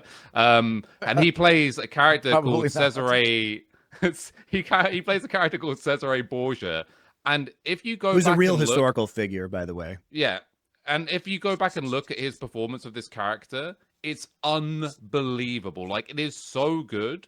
That but again, I'm double taking myself. Like, is it so good, or is actually that something that most of these styles of games should aspire to be, because this is a very heavy narrative game. It has a very good narrative for the most part, but in terms of like the actual voice acting performances, in terms of bringing out emotion in characters, or even like differentiating between characters with distinct personalities, I actually do think this game falls a little bit short in that area. And as I said, just go back and watch some of those scenes. Maybe could even like overlay a bit of that scene. There's like a very famous scene where he's arguing with one of the Templars or whatever. The level of voice acting and animation is unbelievably good, and that's a game from like actually for 2009 or whatever. So I take the whole, it's not like a AAA GTA level budget or whatever, but I still think like in 2025, I'm not saying it's a weakness, but I do think games of a similar I would say ilk the in this voice acting genre is have not done it better. notable. It's not bad, but it's not. It's like The Witcher 3, obviously, also just has excellent voice acting. We just had Baldur's Gate in the last few years. Excellent voice acting. Yeah. I thought it was good. So though. I would say it's sufficient, but not amazing. The one thing which I'll pull up on the voice acting, which I really liked, because I have a sibling who's within a year of age. We're very close. As soon as Jubei and Atsu are on the same scenes, it just clicked for me that they're siblings. To me, that came through very, very naturally as a sibling relationship, and I thought they nailed that. That was actually my favorite bit of voice acting, as Rich was saying, when they first realized that they were siblings who'd survived after 16 years. That was exceptional. I played the game in Japanese, which is kind of strange, because I think this game was originally obviously written with an English script in mind, and in fact the original voiceovers were in English as well. I know Tsushima had a similar thing, because I read about that they patched it to fix kind of the lip sync for the Japanese audio later on. Maybe this game will have that as well. I didn't think it was that bad, but it was awkward at times. I have this issue with games these days where it's kind of been a common thing very recently, where if you have an English script and a Japanese script, if you play with the Japanese voices, the subtitles for English will actually just literally be the English script, even if they're not actually then the subtitles of what is being said in Japanese. I'm not fluent in Japanese, not even close. I can order beer and sake and like ask for my Americano to be hot at Starbucks, but like that's basically the extent of it. But I could tell oftentimes when I was listening to the Japanese audio that the script was obviously or the subtitles were not a translation of the Japanese audio, but instead were the English script. But that's how like every game is these days, unfortunately. I wish there was a little bit more care taken there, given this is a somewhat historical piece about, like, in terms of this period and everything that's going on there. It is a game that, again, despite the fact that it was recorded in English first and the script was made in English first, I feel like some extra care could have been taken here, considering that it is a game that takes place in Japan, is very much a Japanese culture focused game. I think there definitely could have been I felt like there was a little bit of a miss there. But I understand obviously the technical limitations of how hard it would be to create this extra script, and that would create other issues about people talking about the localization. Like, should you play in Japanese with this script because it's more accurate, or do you want to play with the one that's done with English voice acting? It opens a whole can of worms. But for me, I always play Japanese focused media, or media that takes place in Japan with Japanese voiceover if I can, because it's important to me immersion wise. But I spent some time talking to people even in the Ghost of Yōtei Discord about this, and I discovered very quickly that I'm very much in the minority in this. Like, most people just want to play in their native language. I prefer playing it in the more appropriate one. It's just because I was on stream, and if people have it in the background, I want it to be in a language which they're more likely to understand, so I put in English. That was easier for that. But on the whole, I'd much, if I was ever going to play the Like a Dragon Yakuza series, I always play in Japanese. I don't play in English. It is just way more fitting. I started playing it in Japanese because of the immersion reason. I wanted to feel more like I was in Japan when I was playing this game, so I wanted to hear the language. But what got me to switch to the English dub, or not dub, but voice acting, I suppose, but was that they didn't subtitle just the townspeople. They would still speak in, they would obviously speak in Japanese, but there would be no subtitles. And I really like to know those little things of what's being said as I walk around town, because I feel like that adds so much flavor to it. And so because that wasn't subtitled, and I think it was intentional, I don't think it was a bug or something, that made me switch to English just so I could get, everything that was being said. And I didn't mind swapping. I thought the English voice acting was fine, and it didn't bother me or anything like that. But I liked, it was more immersive for me getting to hear all the side comments than hearing it in Japanese and missing out on those side comments. All right, let's get to What do you guys think the legacy of Ghost of Yōtei is going to be? Do you think this game is exceptional? Which ways do you think it's going to be remembered and have a larger impact as we finish up this conversation? I mean, from my perspective, I think that as good as the game is, and I think this is a very good game, like if I was going to go off the top of my head to the closest round number, I would give it an 8 for sure. I think where it would fall short for me and why I don't think it's like a revolutionary game is because it's not a revolutionary game. It doesn't particularly innovate. I guess if you really care about the controller stuff, which I personally think is like gimmicky, but whatever, I get that some people like that. Beyond that, it doesn't really revolutionize anything, even from the original game. It just massively refines and improves on almost every aspect of the original game, which is great. That is a feat. That's a feat in itself. So it deserves to get a lot of credit for that. I think how it will be remembered is for its art design, its art direction, how absolutely beautiful the game is, and how good the pure combat gameplay is within that environment. For me, those are clearly the two strongest pillars of this game, and it deserves to be remembered for those two aspects. I think the story, as we've discussed, is fine. It's very good for the most part, or very decent for the most part, and then falls off at the end. Therefore, it's not going to leave a legacy, right? Like in terms of storytelling. No, it's not. It's not like The Witcher 3, where like there's some really extraordinarily memorable moments of that game, and basically all of the major plot arcs are surprising and thematically deep, thought-provoking, and very fascinating. This game's not going to get a Netflix series. I wouldn't even. Might be like, a good I would even put like Mass Effect, the first couple of Mass Effect games above it, just because I think it's more. We're talking about legacy, right? Like, even if you took the most linear version of a Mass Effect story and compared it to this, it probably wouldn't be better, or it wouldn't be much better. But the fact that it was so much more ambitious with taking you have control of the direction the story goes in and still making that work, to me, that's very ambitious. And the original Mass Effect, for me, has a much better storytelling legacy than this game does because of that exact reason. I think early BioWare games were excellent at that, and they deserve all the sort of longevity credit for that kind of thing. This was a purely linear story, Knights of the Old which they Republic butchered as at the well, end. right? Exactly. Like, you know, there are moments in these games that we just remember forever, and there isn't that moment in this game. But to your point, like, I do think that this is the logical endpoint of the current style of open world game. For me, the question is, when Tsushima figured out how to do less UI, a more cohesive open world experience that feels good, and now we've refined it, and it is more, there's significantly more variety to the number of encounters. It feels alive, it is beautiful, it's an experience just to go from place to place. I feel that, how are you going to beat this? Like, it feels that this is the refined version of that, and any other open world game is just going to be more of this. So can it be truly innovative? Like, it's the best of the bunch in the open world category in terms of the world feel, but how does this really innovate? And it doesn't. Like, where it innovates, as you say, Rich, is the aesthetics, like being phenomenally beautiful and cohesive in its aesthetic, and then the combat system. And the storyline is basic and kind of ruined by its ending.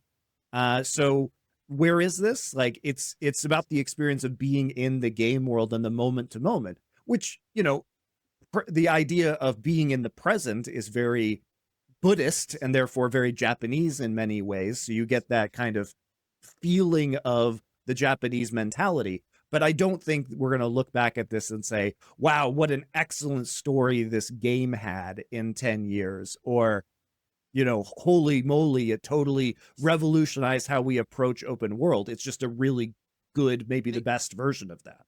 I think, like, one game that I, like, if I think about best games of this year, I draw a comparison to, in terms of narrative and the innovation that's been discussed a lot here, is Expedition 33 came out this year. No spoilers, please. And I think that game, no spoilers, of course, but, like, that game has incredible story. It is my game of the year. I'll make that clear before I say all of this. has incredible story. I think incredible world building of a concept that's never really been seen before in terms of how they build that world. Great twist, etc., as well as a combat system that has been seen before, but it's so refined it became innovative in it's a turn-based combat system that has parry mechanics, dodge mechanics that are used in a different way than a lot of other similar games have used it in turn-based. And so, like, when I think about a game that I'll remember forever for when it hit me at the time, I'll probably remember that game for this year more than I'll remember Yotei. But Yotei is so easy to recommend to people who like this type of game. It is so much harder for me to recommend Expedition 33 to people because if you love the story, like, you're gonna like it, but it's a very different type of game. Like, it's a turn-based game, it has parry mechanics, it's not an easy game, right? Very bespoke. Exactly. And I think Yotei is a type of game that is more of a, do you like open world? Do you like Assassin's Creed? You like Zelda, Breath of the Wild, but you were kind of like, oh, there's not really any story in this game. I wish there was a little bit more story. I wish it was a little bit more adult. Maybe those types of people I recommend this game to. Someone who just got a PlayStation 5 and they're like, I'm looking to see what the system's capable of. What's a game that, I could pick up and get the full features of, like, the controller on. I would recommend this game, right? I think this game is very easy to recommend very generally. If the person you're recommending to likes this type of game, is looking for a little bit of story, looking for a little bit of exploration, has some time on their hands as well, because it's not a short game. A lot of PlayStation games and console games that exist are like 10 to 20 hours, very quick experiences. This is not that. But I think the game is one that I may replay in 10 years, and I think it'll still hold up. Maybe I'll replay it when the next Ghost of game comes out, because this game has already convinced me to buy, and I now have the physical copy of Ghost of Tsushima, which I'll be playing at some point relatively soon, because this game made me feel like I want to experience more of what this team has to offer, even though I'll be doing it kind of backwards, because this game improved on that game a lot. I'll be going back and seeing maybe some of the issues that game had. But it's a game that left a lasting impression on me, because it was unique, but it was not the newest or greatest or, like, most clever thing I've ever played. It's not something that makes me feel like there's no game like this. In fact, I feel like there's a lot of games like this, which is why it's cool that this game also exists in its own way, but it still fits over-encompassing genre of Japanese swordplay type game with some elements of stealth, but also straight-up combat and duels, like Rise of the Ronin that came out recently. There's a lot of games like this that exist, but this one is quite unique and cool in what it's trying to do with its story. Not perfect, but it's a great game and a list of otherwise great games that are similar to it. I think particularly when you look at, like, all of the Japanese samurai games which have come out recently, I think it is the best of them. For me, I think, like, will this be remembered fondly by the people who played it? Yeah, I think so. I think it's a good game. Will this be remembered overall by the industry? I'm not so sure, because it's good, but it's not genre defining. It's not revolutionary.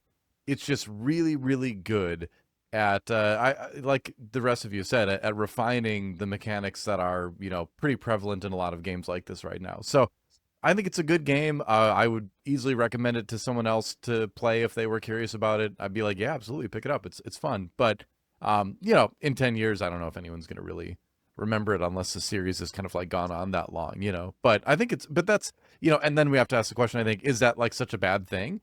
Most entertainment is ephemeral, right? It's there in the moment.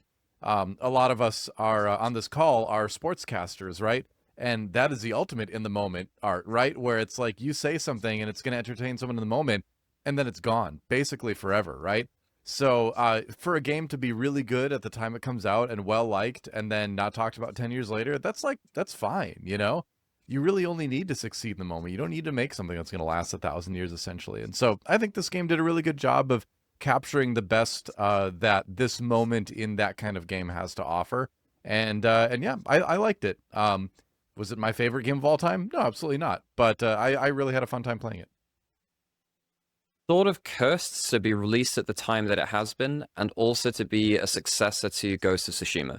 Ghost of Tsushima was a lot of people's Game of the Year 2020. I think that's a completely valid take. It was up, I think, against The Last of Us Part 2 and Hades in that year. I think a lot of people thought that Ghost of Tsushima was snubbed, actually, by losing at whatever Game Awards it was to Last of Us Part 2, I think it was. I mean, personally, I think this was actually a better game than Last of Us Part 2, in my opinion. So coming after a game like that as a successor, very difficult thing, because actually I think that because Tsushima was the first in that, it was by definition a lot more groundbreaking, a lot more innovative, because this is building on the product that is already there. So it's not like it's come out of nowhere. If this was the first game in the series, we'd have a very different opinion of it. And then it's released in this year with Expedition 33, Silksong, Hades 2, Kingdom Come Deliverance 2. Anyone else got any big games you want to chuck on there? Like a load, right? A ton. That's already 4, which are probably, I would say, vying or beating it for Game of the Year this year. I think in an industry where games get more and more expensive, people have less and less resources to chuck at, at $80 to $100 games sometimes at some points. People have to make choices, and people, I mean, this game has sold well, but I do think that over time, probably fine too, so this will probably get...